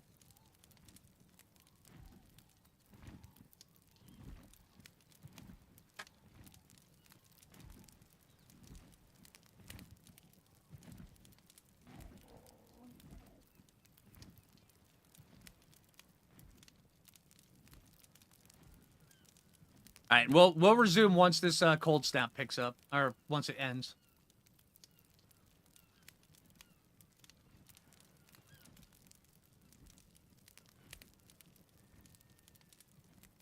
We'll get to that, Jim.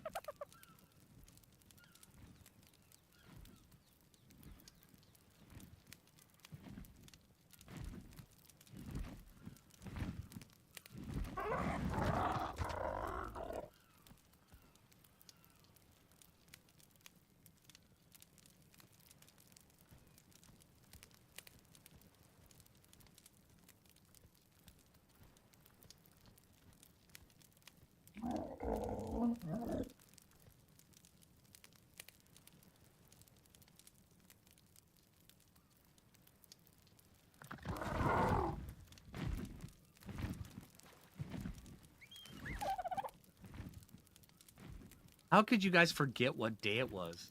All right, time to pick back up. Everybody back into character. Okay, now that we properly cooked our pocket bacon, we need to make sure that we take any pocket bacon that we have currently made and we need to put it in our pocket. And every time we come up past the King Dodo, make sure, remember, like I said, emotes are extremely important.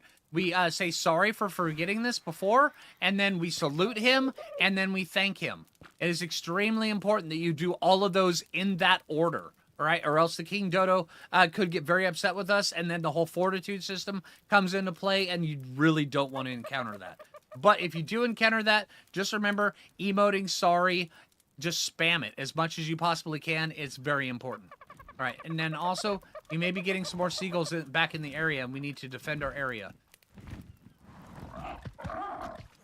Okay, now let's go see if we can go get some more lower tier constituents for our King Dodo.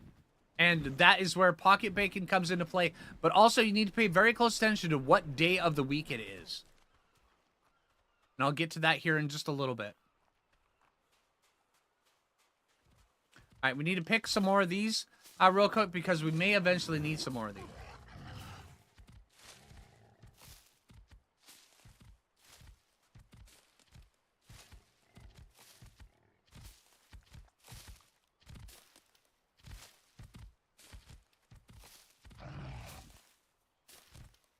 All right, and just as you know, I mean, our ponytail's going pretty high, so we are picking a pretty decent amount of berries.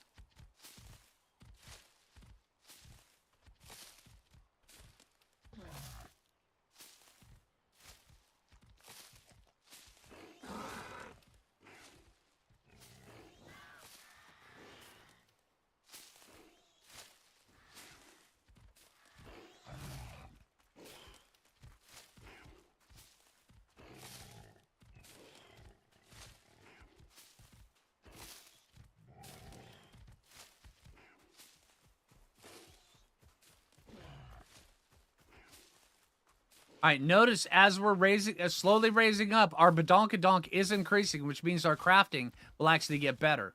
Oh, I see a buddy over there. All right, see over there in the distance? You can see that guy over there. That guy right there, he'll be interested in our pocket bacon. We just have to just go over and make sure that he gets the scent of the pocket bacon, so where we can lure him to wherever we want. All right, now we've got this. All right, our badonkadonk's getting a little bit bigger with each time. All right, now we go like this, and then see that guy over there? Okay, I'm not sure where he went, but he'll come charging at us the moment he gets scent of our pocket bacon, which is kind of important. Oh, there he is. Okay. Okay, this guy, he wants our pocket bacon, but I don't think I want to give him it. And instead, we'll use him for raw, uncooked bacon, or our other buddy that probably wants our pocket bacon. Yeah, there he is. Okay.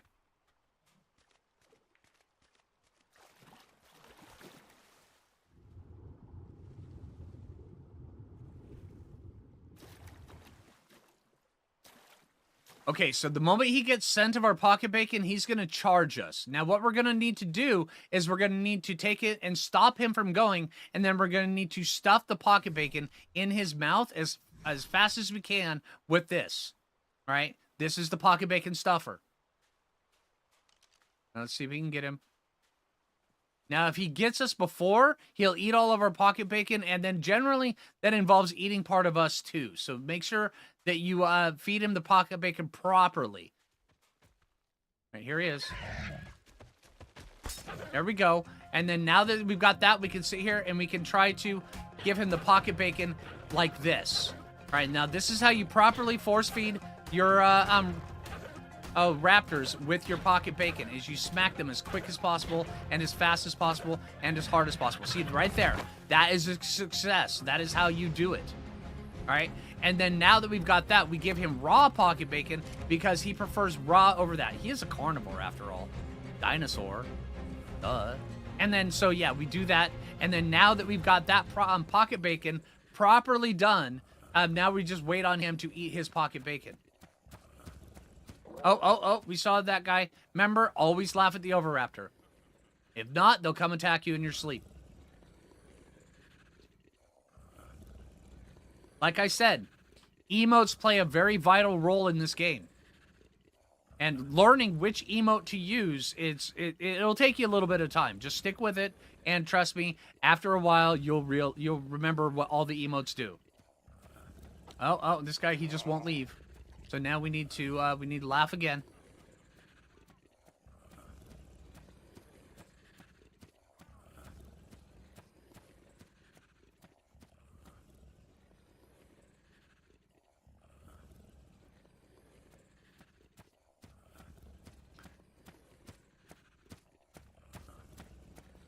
All right, and also another thing that you need to remember is, like I was saying, okay, so depending on what day it is, depends on what you can tame. Right now, it being a Tuesday, we're not allowed to tame an Oviraptor, so we could actually shoot it and get out of here. But remember, you also still have to laugh at it whenever it's running away, or else it will come back and it will attack you. So let's just shoot him once, get him out of here. He'll run off. Okay. Oh, no, he's charging me. Okay, yeah, it's Tuesday. It's Tuesday.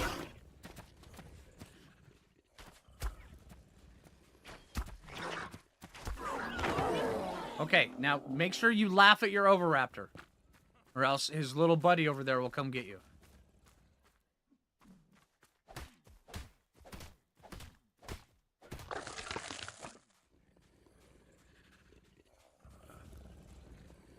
All right, and then we can stick this additional pocket bacon onto him.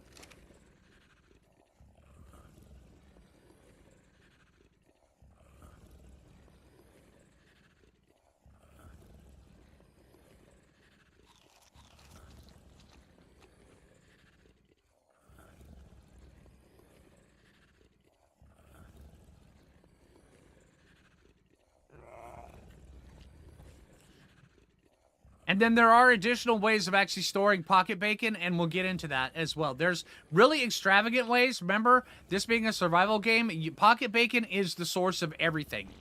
Bacon permeates this game in and out and all around, and even seeps out of its pores in the way of bacon oil and bacon grease. It is one of those things that you always will be doing. Remember, whatever you're doing, there's different forms of bacon that you have to have, but you will be using different forms of pocket bacon for just about everything. And we'll get into the other methods of storage here in just a bit.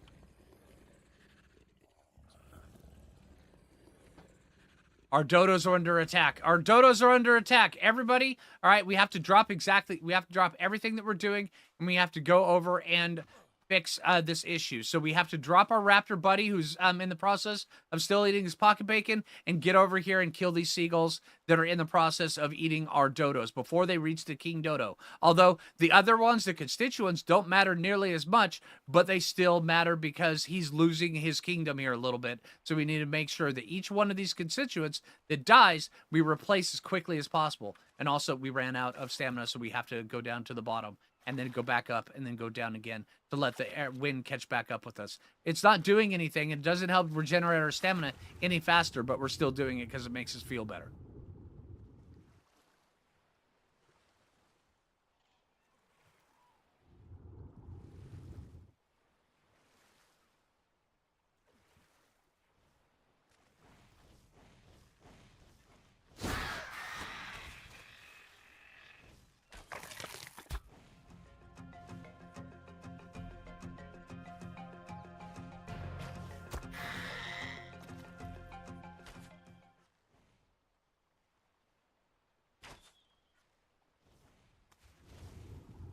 All right, make sure that you remove all the seagulls from the area.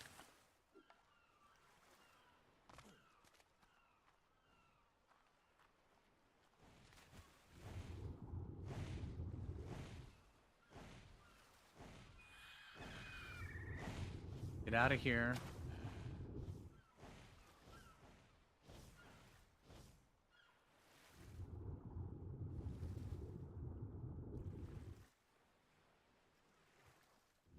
Oh, they're going back over. All right, they've got the jukes. All right, we may have to build a water-type structure over them so where we can properly reach them.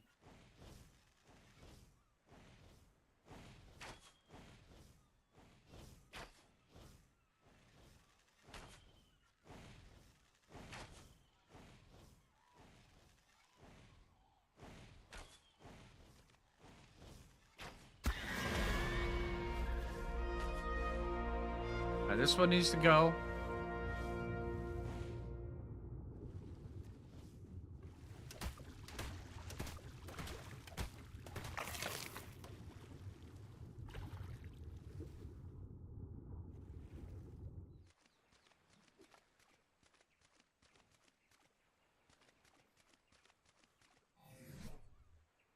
I'm gonna raise our badonkadonk a little bit.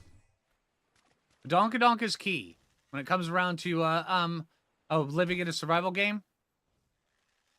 You craft better stuff for your dodo.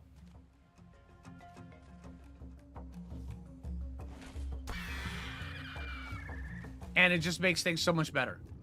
So make sure that you're constantly working on and improving your badonkadonk.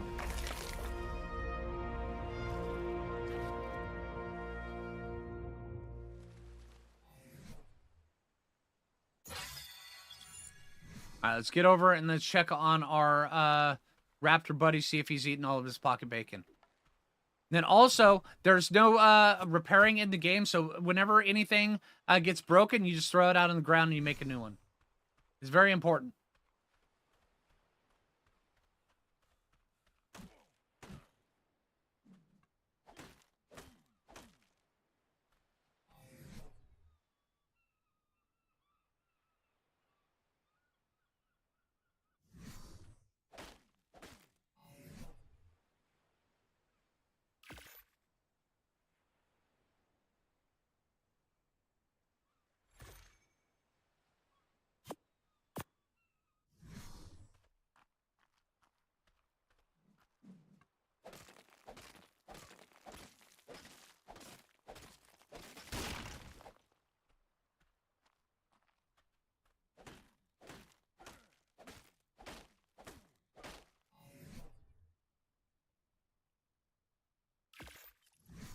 Let's make more seagull shooters.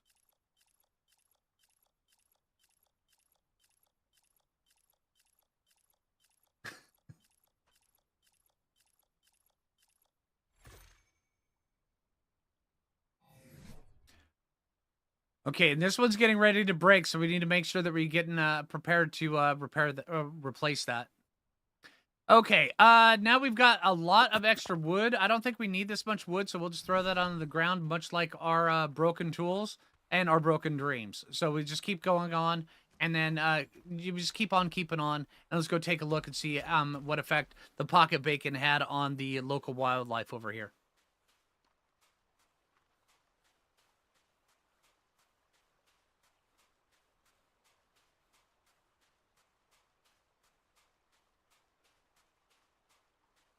Oh, it looks like our raptor has joined our cause. All right, now whenever you have one of these up like this and his letters turn green, you walk up to it and then you give it a big thumbs up, and then it'll allow you to come closer to it, and then it'll allow you to come up and pet it. All right, there we go, and you can whistle for it to follow you, and then you have it follow you down. Eventually, you could saddle it, but then you have to verify as to whether or not it's capable of carrying such a supreme badonkadonk, because we're constantly working on our badonkadonk level, so we need to make sure that whatever we put our badonkadonk on, it's worthy of said badonkadonk. And the dodo will be the final decider on that.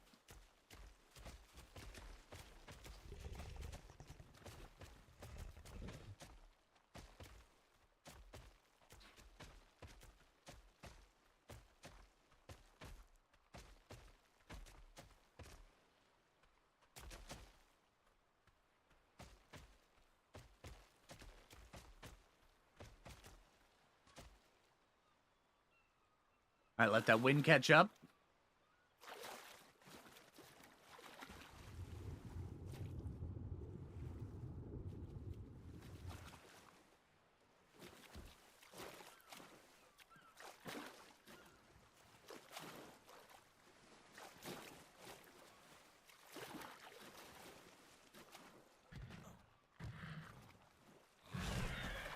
All right, and then also, just so you know, all right, these all the other ones that are not dodo species, they have to be left on a different spot that is much lower than the rest, right? Or else the dodo will get upset. So just make sure that you keep all of your other different dinosaurs that you have along with you, keep them all to themselves. And let's make sure, let's take a look at the King Dodo's berries. And it looks like a bunch of his constituents may have run off, so where did they run off to? There's a couple down here. All right, let's go get these guys and then put them up where they're supposed to be. Actually, well, I mean, they will naturally form different positions and different fill up different places that is more natural to them. So you kind of just need to let that happen as it's going, because these are the places that they want to be. The dodos, they have personalities and they have lives of their own. So you just need to make sure that they are living their life as best as possible. Your job is to just make sure that they are below the King Dodo in position when it comes to the rocks. And then also, while we're here, we need to thank him. Thank you. And then we need to move on. All right, we'll take this guy out with us. And we'll go see if we can go find more constituents for our Dodo Overlord.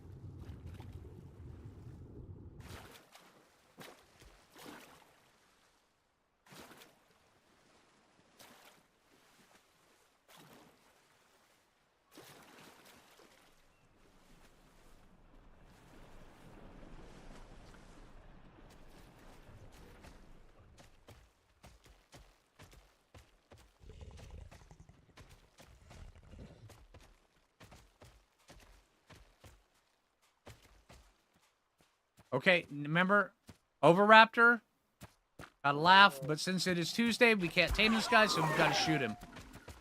And then, of course, our Raptor is going to chase after him, and he's going to get him as well. There we go. All right, so that's what happens when things come into the area, and they aren't, you know, friends of the dodo.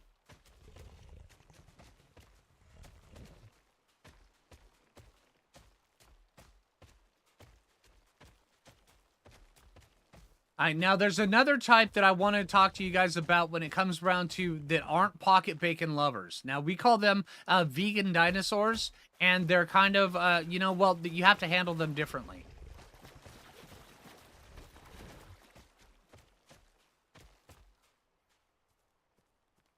A lot of the tactics are still the same, but you need to make sure that you have other things in your pocket, so where you can actually properly tame the vegans.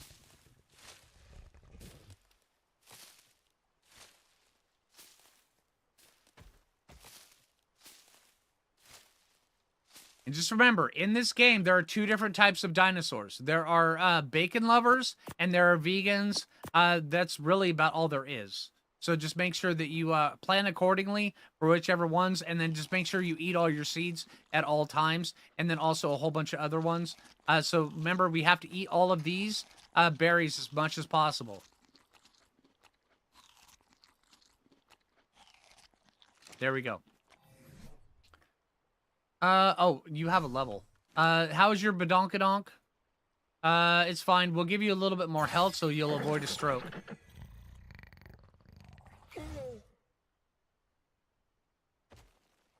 Oh, apparently our skin needs to be submerged, but we're taking a nap before we get there. So don't worry, we will get over there and we will coat our we will wet our skin again, but for now we need to wake up here soon. But for now, it just felt natural to take a nap at this time.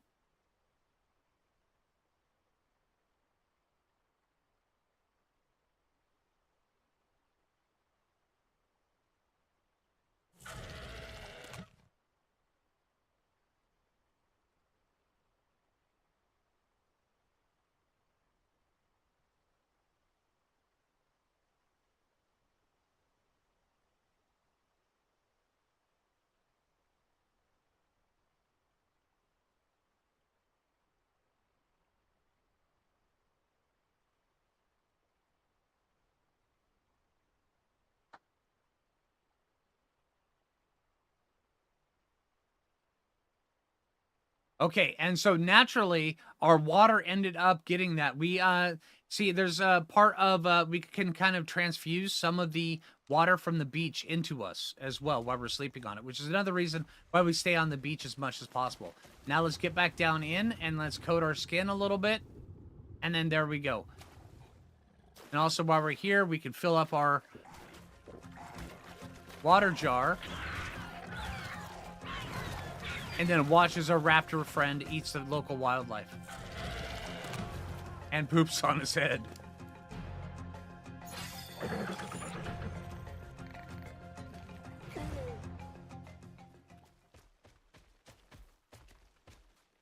All right, so now we need to make ourselves another club because remember, repairing is not a thing that you can do in this game. So we need to make sure that we make probably 2 more of these bacon inserters. Although instead of being a bacon inserter, this time we're going to be using them as a berry inserter process. So in order to do that, we need to come over and find something that we can properly insert our berries into, and then we need to, much the same way as we did the Raptor. Although we are getting hit with another cold snap, so we may have to go cook some more bacon to warm up. Oh, we found some more dodos.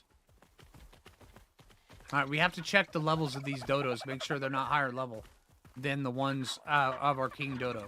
Okay, these ones are fine. What level is this one?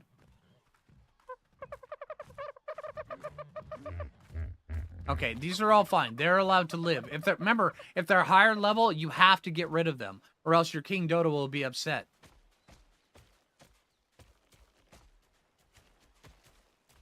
Oh, and then these guys, they don't like you. They try to take all of your stuff. These are the ones that actually try to fight against the dodo. So you need to make sure that you... Yeah, see right there? He took my berry mashing stick.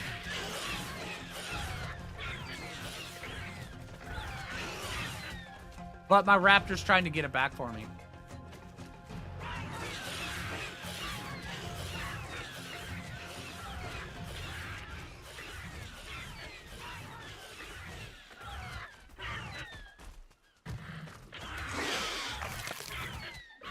There we go. All right. Did he recovered the berry mashing stick? Thank you very much. All right. So now we're starting to slowly die. So we need to make sure we can get back here and cook some more bacon here really quick. Also, we need to make sure we got plenty of wood so we can cook the bacon when we get there.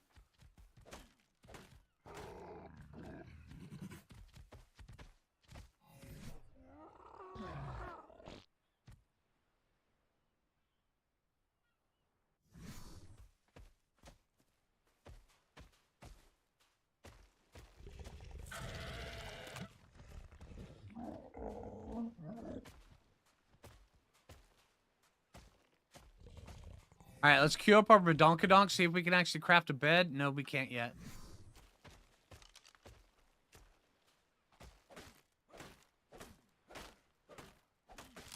All right, we should have enough, there we go.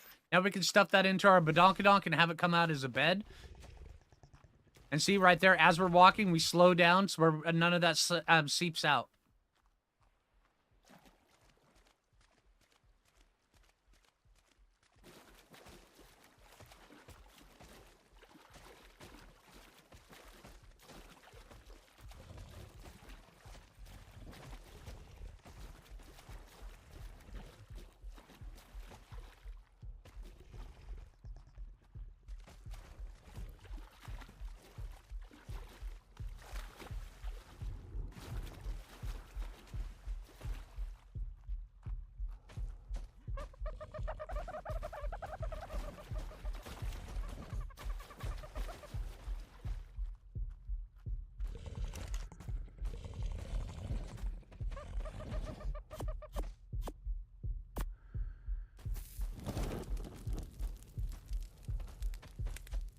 All right, so now we're properly cooking bacon in order to warm up. All right, we'll let a raptor sit down there, and then we'll...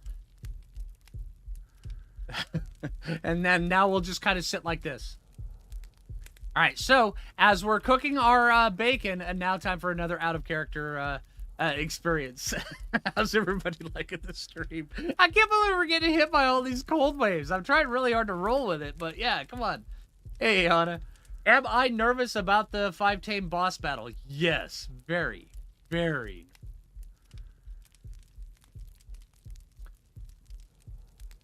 The hell is going on? Well, Ayana, you're going to have to go back and watch the entire stream. I'm just saying.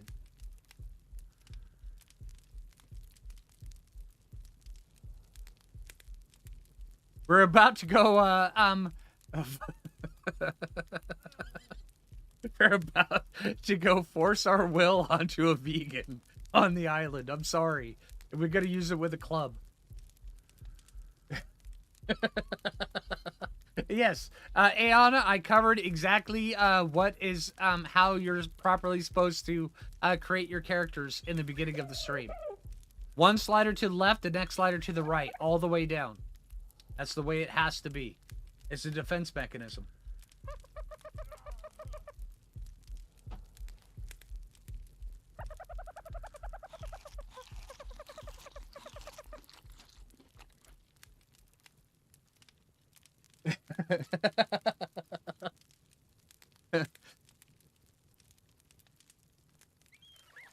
Impressed with my dodo repertoire? Thanks.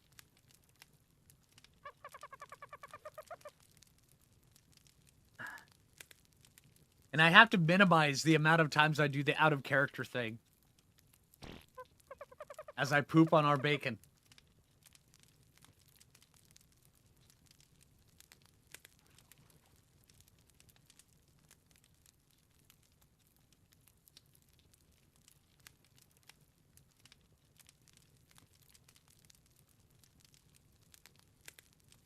Oh, man. Yeah, dude, the underwater cave freaked me out.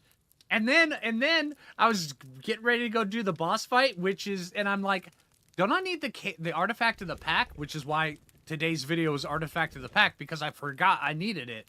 So, yeah.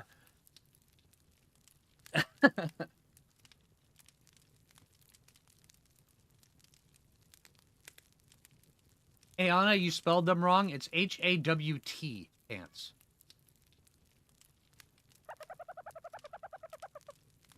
Oh, no, Imee. Imee. Sorry, you spelled them wrong. It's H-A-W-T pants. Hot pants.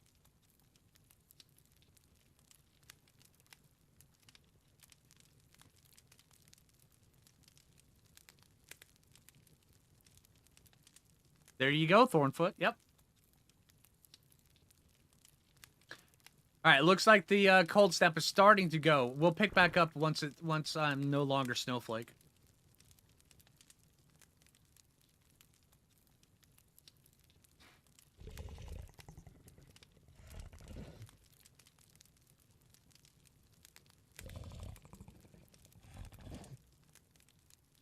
And I was worried I would have a hard time keeping this going for longer than an hour. We're 2 hours in.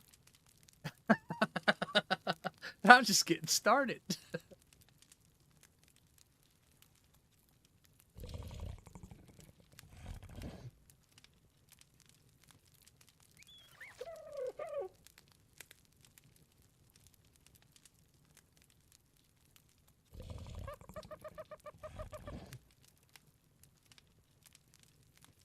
Ayana, it's because part of the game of Ark Survival Evolved, we're constantly trying to build onto our badonkadonk. The badonkadonk helps us craft as we're going. So the bigger our badonkadonk, the better our crafting will be, which means we can give better tribute to our dodo overlord.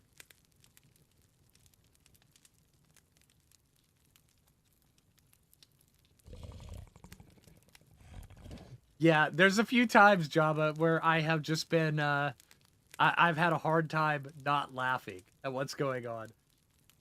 All right, here we go. All right, everybody, back in. All right. Now that we've got more bacon thoroughly cooked, now we need to take and we need to put this over into our bar. And remember, charcoal is not used for anything in this game, so throw that out. Same thing with spoiled meat. You'll never need it. Throw it out on the ground, walk on it, store it all over. Also, we need to make sure that we can put a bed up with our dodo because he needs a place to be able to sleep. So we go like this. Come up like this, and then there we go. Now the dodo has a proper bed within there because the dodo doesn't need to actually ever leave that area. As long as the king dodo is satiated, he'll be fine. Oh, and then also, remember emotes? Emotes play a very key part. Thank. And then, let's wave at him. Just give him a little extra courteous thing. All right. Let's grab our raptor, and let's head back over here. Let's go see if we can go tame the local vegans.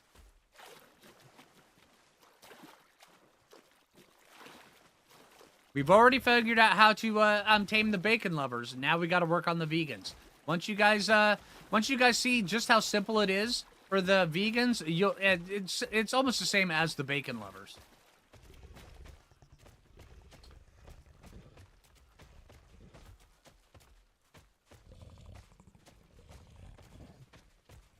And once again, as we're pushing forward like this, pushing through the wind, whenever you run out of stamina, you have to go down like this to allow the wind to catch back up.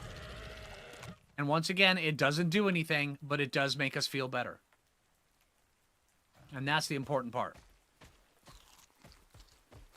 Ah, thank you.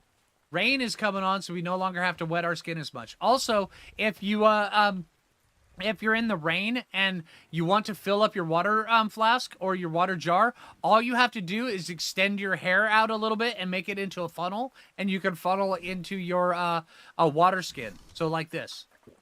See that animation right there? Yeah, we just did that. We funneled the rainwater into our water skin, so we're with our hair.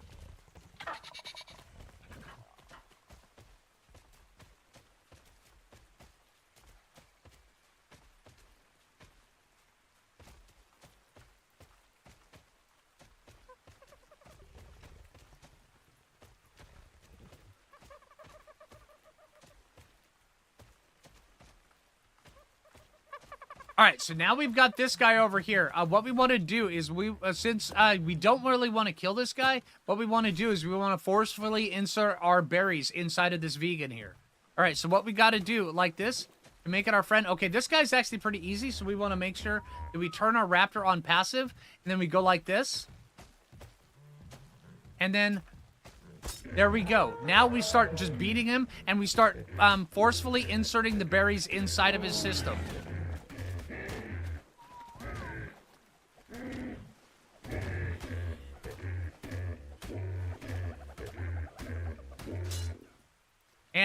And then we got to switch over to the next one because our previous one broke. All right, so there we go. Now we actually have the ability to insert even more berries inside of him now that he's unconscious. Just remember, never ever feed the cranberries to anything other than your King Dodo. King Dodo needs to be stuffed much like a turkey, and you do that with the cranberries. You can go over there. Thank you. All right, so now we just kind of sit on this guy, and we make sure he goes. But remember, it actually helps if you use the power of our badonkadonk to push the berries further into the vegan. It helps.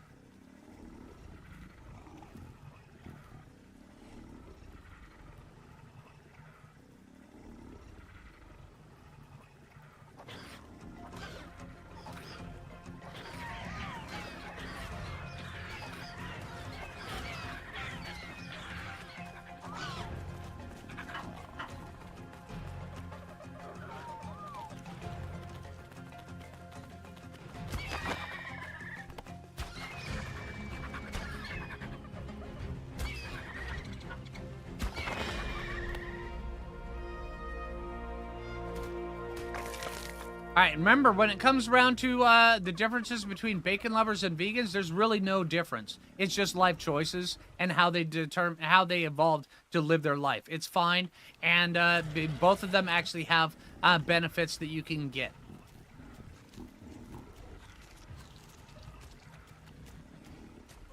Let's push some more berries down inside of this guy.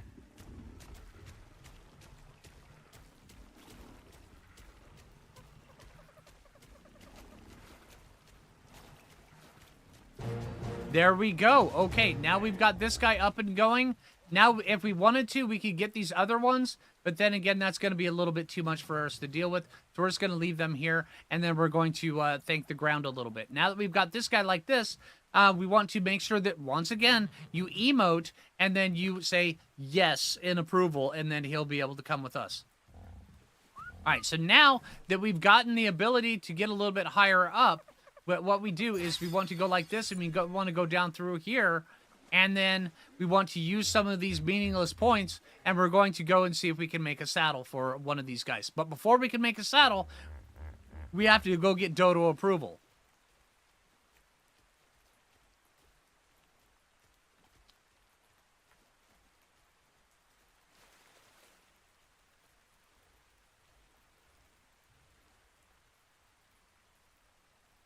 There we go. And then the Raptor saddle is going to be a little bit higher up. I mean, nobody really pays attention to what level anything is. So you can also search for it as well. So that one right there won't be coming until level 18 that we can eventually get that.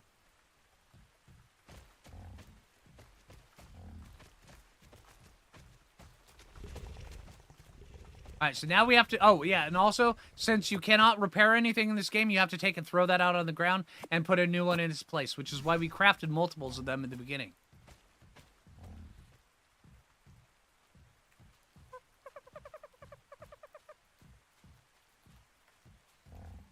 All right, and then also, while you're busy doing this, while you're going out and you're taming a bunch of things, look for the different attachments that you can find on the island, because there are different attachments that you can get to upgrade your character. You can get, there are different ones, and you'll see other survivors in the arc with different things on their shoulders. Like, you can have, like, a otter scarf on your shoulder, which actually helps you cook your bacon a little bit faster. And then also you can get the monkey attachment that goes on your shoulder that will show you how to throw poop and dirt clods at the other enemies on the island as well. There's different other ones you can get. Matter of fact, these little ankle biters that we've been looking at on the ground as well, you can get one of them as an upgradable attachment that you put on your shoulder that will bite other things as they get closer. They'll come in, they'll try to eat your bacon, and they'll bite them and they'll fend them off. It does kind of help out a little bit. Just remember, always keep an eye out for upgradable attachments.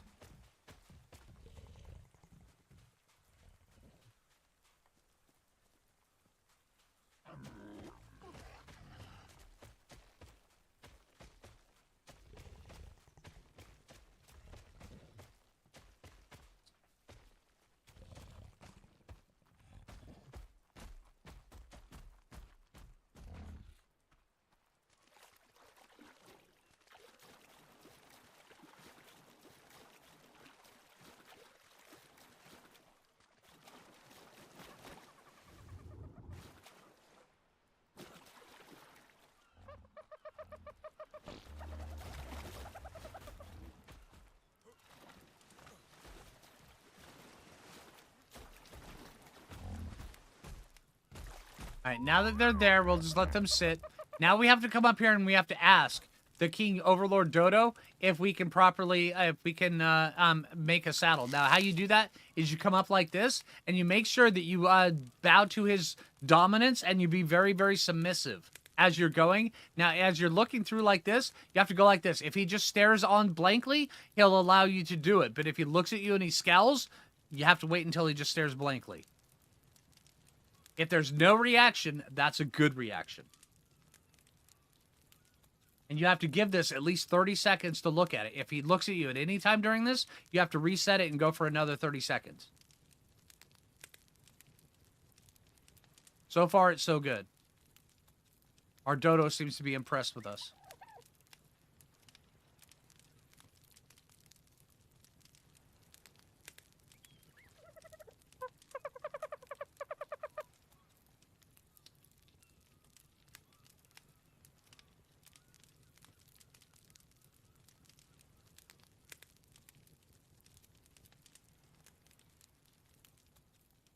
Okay, there we go. We have gotten approval. So now what we have to do, we have to go away, and then we have to crawl like the worms that we are away from our dodo, and then we have to make sure that we get down like this. Once we leave the platform, we can finally get back up, but you do have to turn around. And remember, emote the king. It has to be done. You have to thank him. All right, there we go. Now we are allowed to actually make our saddle for the parasaur. Do not make your parasaur saddle before you do that with your dodo, or else the dodo will be angry and vicious, and he will come find you. Remember, the dodo knows where you live.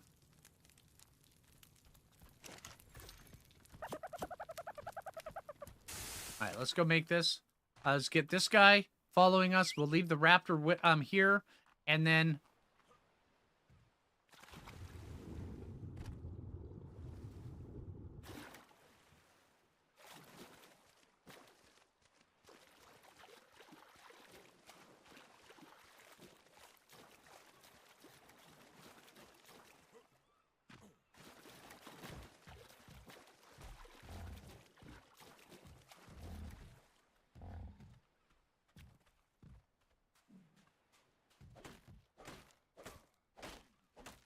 All right, here we go.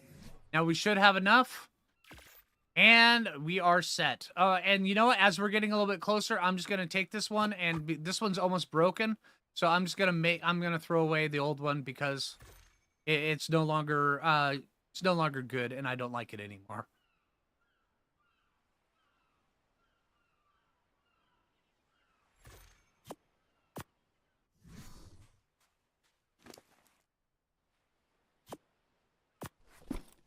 And there we go. Now we have this. And so, yeah, as we're going on like this, now we want to make sure that we avoid our parasaur from having a stroke by increasing its health stat a little bit. All right, so now that we've got this, now see how as we're going on this, the badonkadonk firmly saddles, firmly, fuses with the saddle. This is what you want. If you hop on this, then... and it doesn't properly fuse, you have to go find a different thing to ride. Because remember, this entire game, it's all about it's all about looks, all right? Because like I said, I mean, it's all about appearances, because this right here, this makes us look good, as well as our hot pants. It's all about making your character look better. Armor stat has no value in this game, so you need to make sure that you look presentable, and when you look good, you feel good, and that's just the way things are in this game. So you need to make sure that your badonkadonk is firmly seating in your saddle, and then also, it's like making the decision for hot pants, whether or not you want to wear them or pants. The game comes stock with a set of hot pants for every character, so it's up to it's basically user choice or user preference as to whether or not you want to wear hot pants or the different pants that they allow you in the game. But remember, they offer no further benefits other than that. It's all about appearances.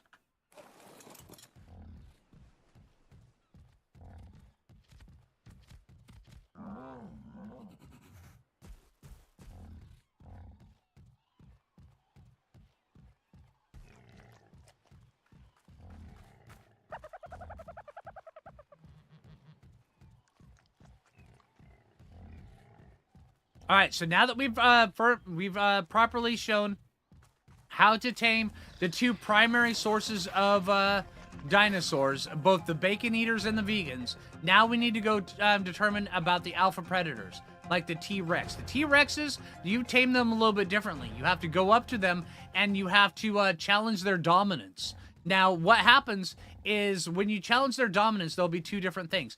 One, it could just eat you. All right. But if it doesn't eat you, if you are actually to fight it off and fend it off for long enough, then it will submit and you'll be able to tame it that way. Now, the key thing is just to keep up throwing yourself at it until it's decided that it's tired of eating you, and then, or you properly do it, and then it will just continue to tame. But the key thing is, just keep trying, and then eventually you will get that Rex. But also, every time that you fail, you will get more of these specimen implants that you can give to your dodo. And that is how you win the game.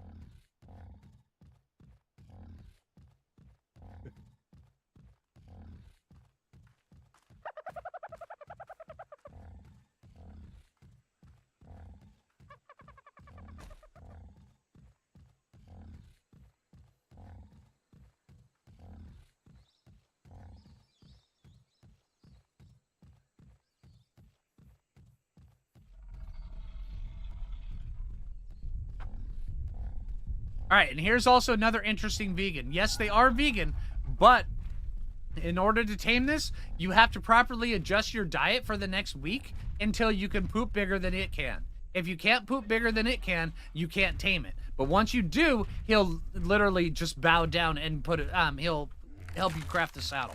It's pretty good, but it is a long, excruciating tame. So make sure that you are planning accordingly, because it will take a good chunk of your life.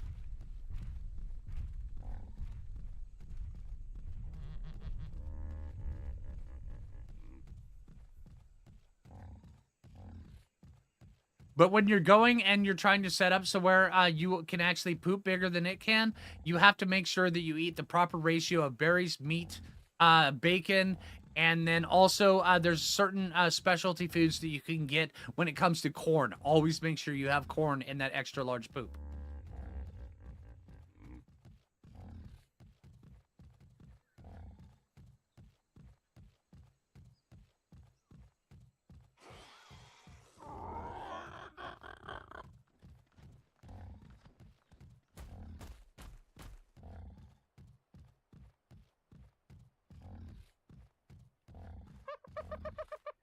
I'm sorry, I need a minute.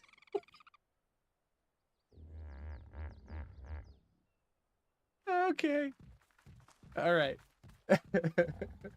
Oh, thank you, Aeon. I appreciate that. Oh my god, I'm crying here from laughing. Oh my god.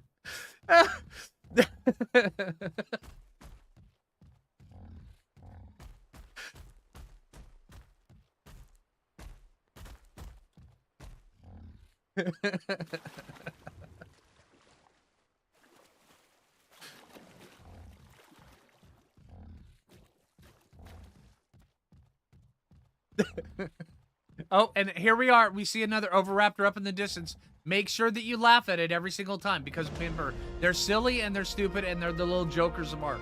If you don't laugh at him, they will hunt you down in your sleep.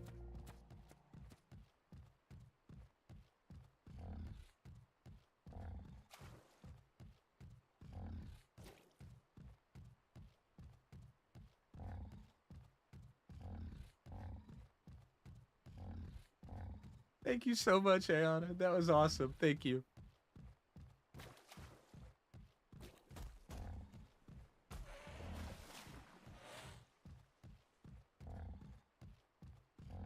All right, so now if you want to find the alpha predators like T-Rex, what you want to do is you want to go to the jungle nightclubs that they frequent along the certain areas of the island. There are a few different spots that you can find them. One of the jungle nightclubs is over here. It's an open air nightclub, and it's got plenty of oxygen most of the time. But you can easily check that by looking at your oxygen stat and just make sure that there is oxygen. Right now there is oxygen. We're at 150. We'll be fine. So we can actually go up to the open air nightclub that is up here with the Raptors and with the Rexes. So let's go see if we can actually find one up there.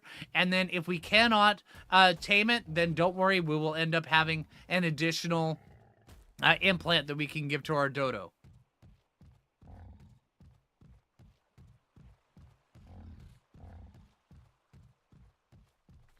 Just remember that the alpha predators, they're mean and ferocious, but they love to partay. That's one of the things about the alpha predators on this. They really know how to have a good time. So you have to make sure that you're going to the areas that they frequent, or else you're going to miss them.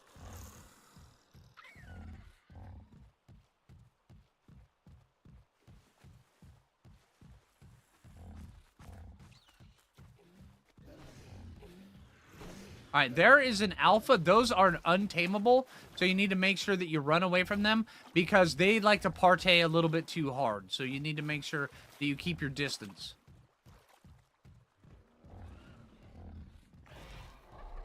Yeah, right here. This is an alpha predator over here. There's a couple of different... Okay, all right, we have found a hotspot.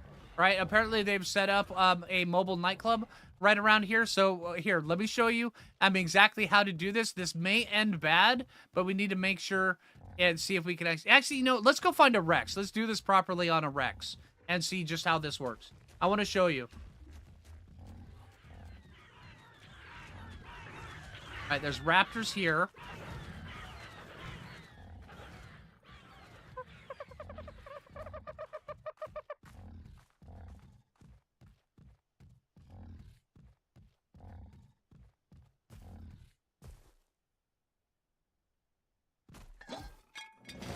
And every once in a while, you'll find these on the island. What they are, they're texts that nobody actually knows what they mean. So we just kind of ignore them. And then when it comes around to this, it means that you've had the ooh factor for the next 585 seconds, which means that things don't want to come near you. Well, people don't want to come near you because nobody likes an ooh factor. So make sure that when you're going around, you don't collect any of those because, I mean, they're kind of bad. But if you are running along and you're about to get eaten, make sure you get the ooh factor right before you get eaten so where you can quickly lose that as quick as possible.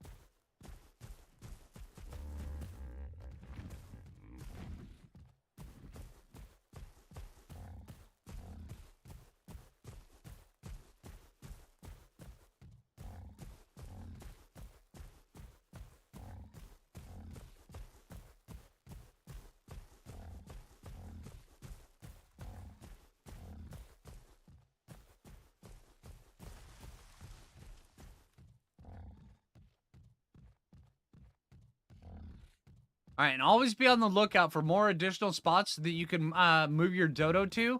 Because remember, the higher up the dodo is, as where he can look over all of his kingdom, the happier he'll be, and the more willing he'll be to actually allow you to craft additional things with your superior badonkadonk. Like this one right here, this is actually a pretty good spot. Up here on the top of this, if we put him up here, he would actually maybe even bless us with a badonkadonk buff, which is kind of good. Yeah, this is a good spot.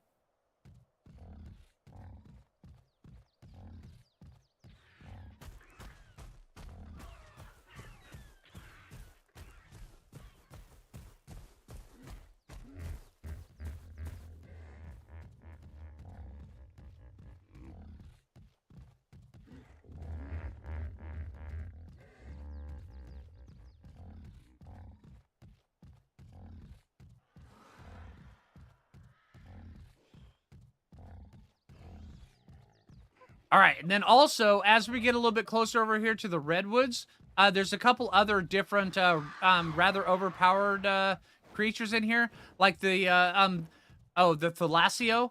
I mean, when it comes around to the Thalacelio, then I mean, there's different types of taming methods as well. They have a very specialized form of taming. Now, when the Thalasio is up here on the trees that is growing, now they will take that and they will look at you and they'll smile. Whenever you see them smile, what they're going to do is they're going to launch themselves off the tree and try to eat you. All right, now your goal is you have to emote right before it makes contact with you. If you do it properly, an invisible shield will erect right in front of you, so where you can get the Thalasio before it is able to eat you. If you don't do it properly, it'll just grab you and it'll bug. Well, it'll grab you and then it'll eat. But if you properly do it, then it'll stop it from being able to attack you, and then you'll be able to tame it very easily. And right here, this is one of those shoulder attachments I was talking about earlier. These guys right here, if you tame one of those guys, you'll actually have a it's called a poo launcher attachment, and we call them foos. So yeah, it's kind of just what's grown up in the art community over the last couple years is, you know, it was a poo launcher attachment that you go onto your shoulder, but now we've shortened it to foos.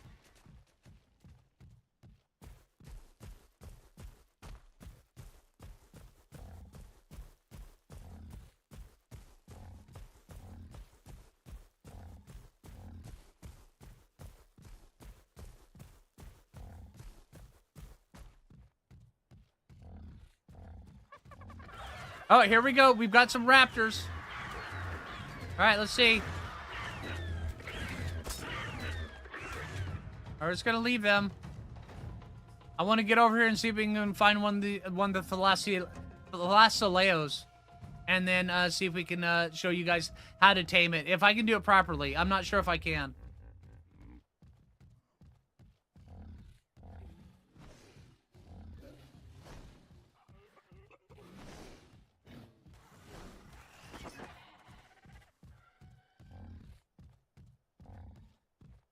Oh my god, I didn't laugh at the Raptor. Oh no, that guy's gonna come find me while I'm sleeping.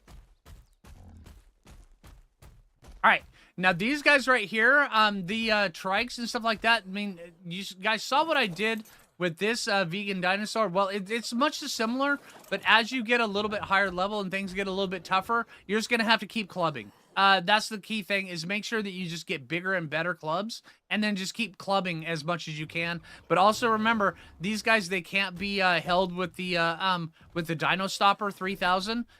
With these things right here, which mean that you just have to keep running around it, trying until you finally get the berries properly inserted, and then allow you to insert more.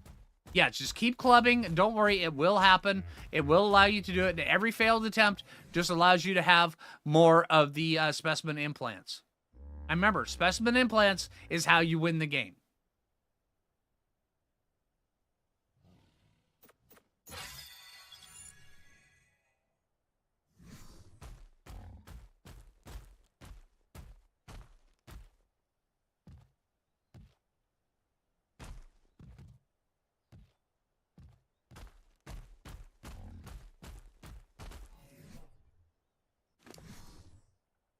Looks like our mount needs to be increased in health, so where it can further accommodate our bodacious badonkadonk.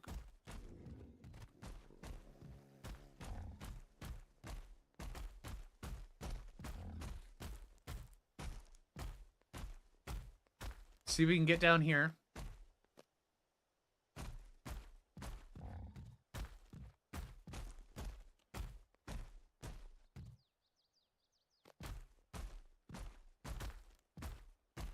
Oh yes, the Ascendant slingshot. One of the thing I wanted to mention, as you go through like the caves and stuff like that, you'll end up getting higher quality stuff.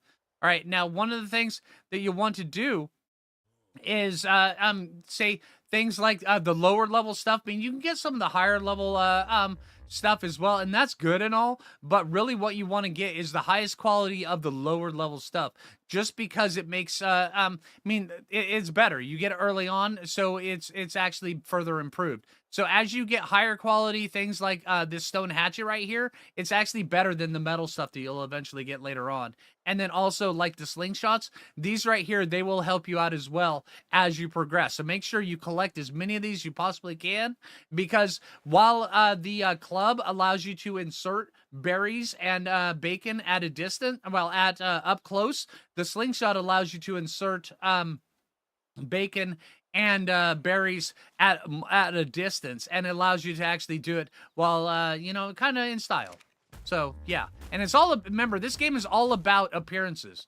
So I mean, not too much things actually have too much form and function. It's all about maintaining appearances and making sure that you are, you know, fit to go to the T-Rex nightclubs, because it does really pay attention. I mean, it does really matter. So make sure that you look proper when you're going to the T-Rex nightclubs, or else they will notice. They will probably eat you. Even though you are challenging them, they're not going to see you as a threat. So yeah, unless if you look really good, which is another reason why I'm wearing the hot pants. The hot pants are vitally important to what I'm trying to do right now.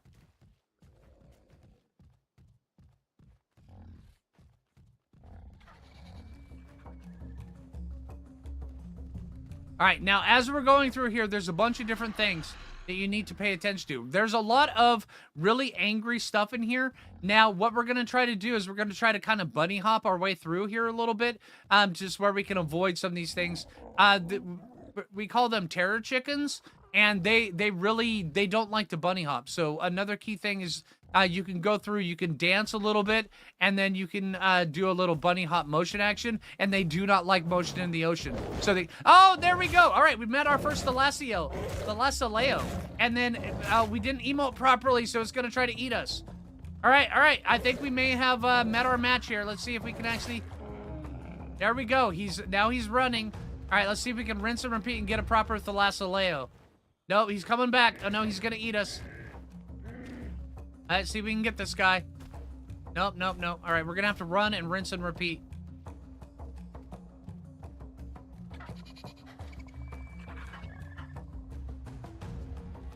I was too busy talking about the motion in the ocean for the terror chickens, and then I missed out on the emote. Now what you have to do is you have to do a roar emote. Right as it's charging towards you, and that'll erect an invisible shield. But you have to get the timing just properly. So I would encourage you to come out here right into the middle of the redwoods, just the way I am, and then see if you can actually find some Thalassaleos as they're just kind of running around and then doing their thing.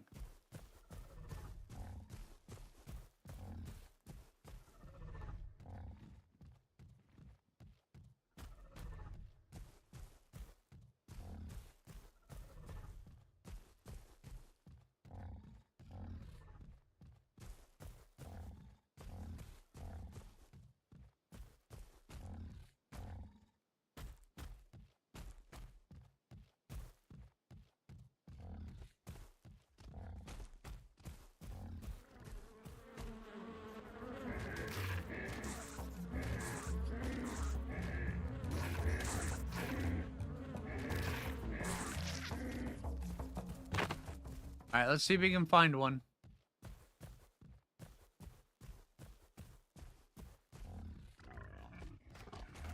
All right, there's raptors over there. You know how we deal with raptors.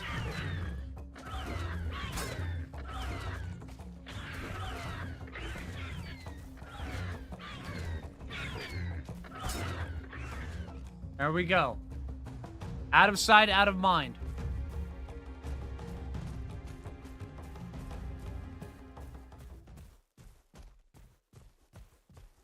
All right, there's more raptors over there.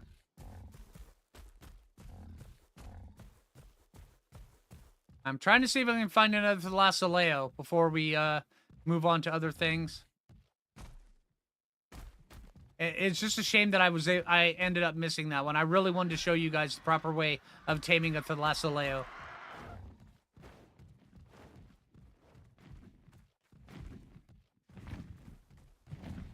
Oh, we have to do the bunny hop giants. All right. All right, no, they're coming. They're coming. All right, let's see if we can get them aggroed on these guys. No, we just ended up... Okay, all right. There we go. Now what we have to do is we have to do everything in our might to go back and get that implant so where we can feed it to our dodo. It is extremely and vitally important. So we need to make sure that we spawn somewhere kind of close and very close by. So let's see. Let's go with the regions. We can go over here and see if we can get it. If not, don't worry. We will eventually get it.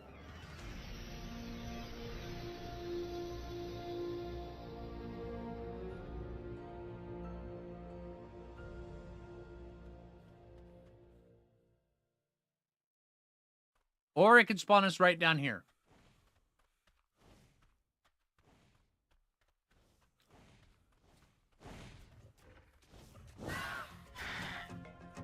Oh, here we go. All right, here, come here. All right, now's the perfect time so we can get another one of these implants. Come here.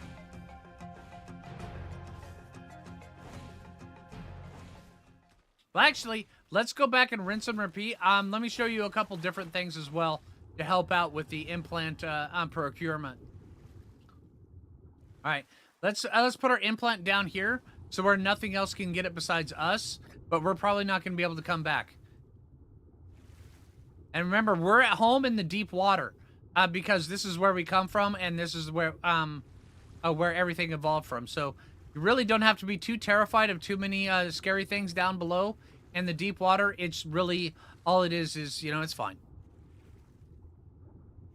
And then whenever a shark comes up to you, because there are big giant sharks in here, what you need to do is you need to come up and you need to touch its butt as it's going. See, right here, what we need to do, we need to touch its butt, and then hopefully it'll be able to tame it. If we don't do it properly, it'll eat us. All right, so we didn't do it properly, and it ate us. That's it. It happens. Just remember, keep trying. That's the key thing of this. Keep trying.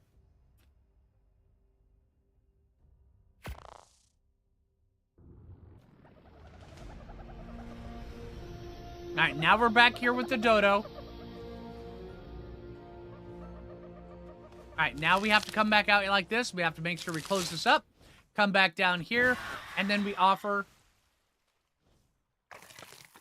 thanks to the dodo. All right. Okay. But I hope this beginner's guide really helped everybody out in learning how to properly play Ark, because there's a lot of times where people have not properly been playing it, and frankly, I've been finding it rather disturbing. So just remember the key things about properly playing Ark is one, time played is extremely important. So, I mean, like I said in the beginning of the stream, if you go into a store, like say Walmart, and then you walk up to the cashier and then you be like, hey, how many hours do you haven't played in Ark? If they say less than 3,000, move on to a different register. And then, you know, if they don't have 10,000 hours, I mean, it's extremely important. All right, so just make sure that that is handled. Okay. All right. All right. But yeah, if you haven't already, and this beginner's guide really helped you out, make sure you hit that like button and consider subscribing. All right. I make sure to put out at least one video a year, and this is very important. So, hey, until next time, this is Phlinger, and take it easy. Don't worry, stream. I'm not going anywhere. I want to talk to you guys a little bit. But yeah, until next time, take it easy, and I hope this video helped you out.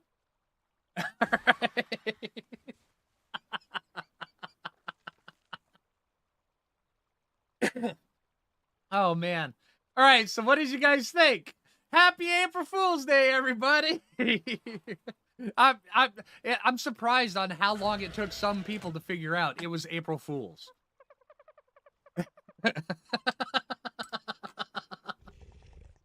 Some people come in, it's like, what is this?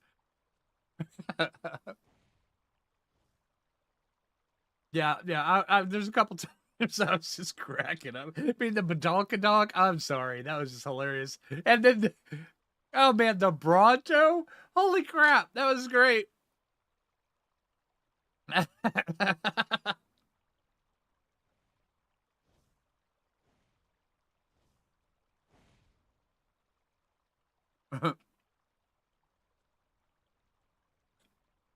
Man, I just hope everybody enjoyed it. I mean, come on. April Fool's Day is a time for everybody to come together and just be silly. Matter of fact, if I wasn't worried about copyright claims and stuff like that, I would literally go through and stream a whole bunch of the April Fool's stuff that I've been seeing all over the internet. I think that'd be great. It's just hilarious. Makes people laugh, and laughing is amazing. So yeah. So much. That was wonderful. You are welcome. I hope everybody enjoyed it. But yeah, hey, if you haven't watched the entire stream, I encourage you, go back and watch it. It's been pretty good. So yeah. All right. But I hope you guys enjoyed it. Now I am going to leave the stream. Man, Jay brought me some food, so I'm going to go eat it.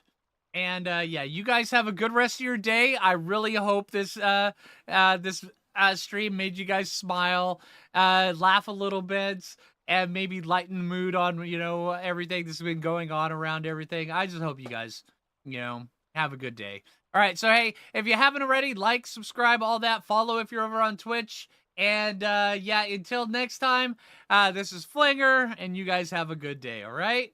All right, take it easy, everybody. Oh, yeah. If you find this funny, share the stream with all your friends. Seriously, just post it everywhere. It'd be awesome. All right, take it easy, everybody.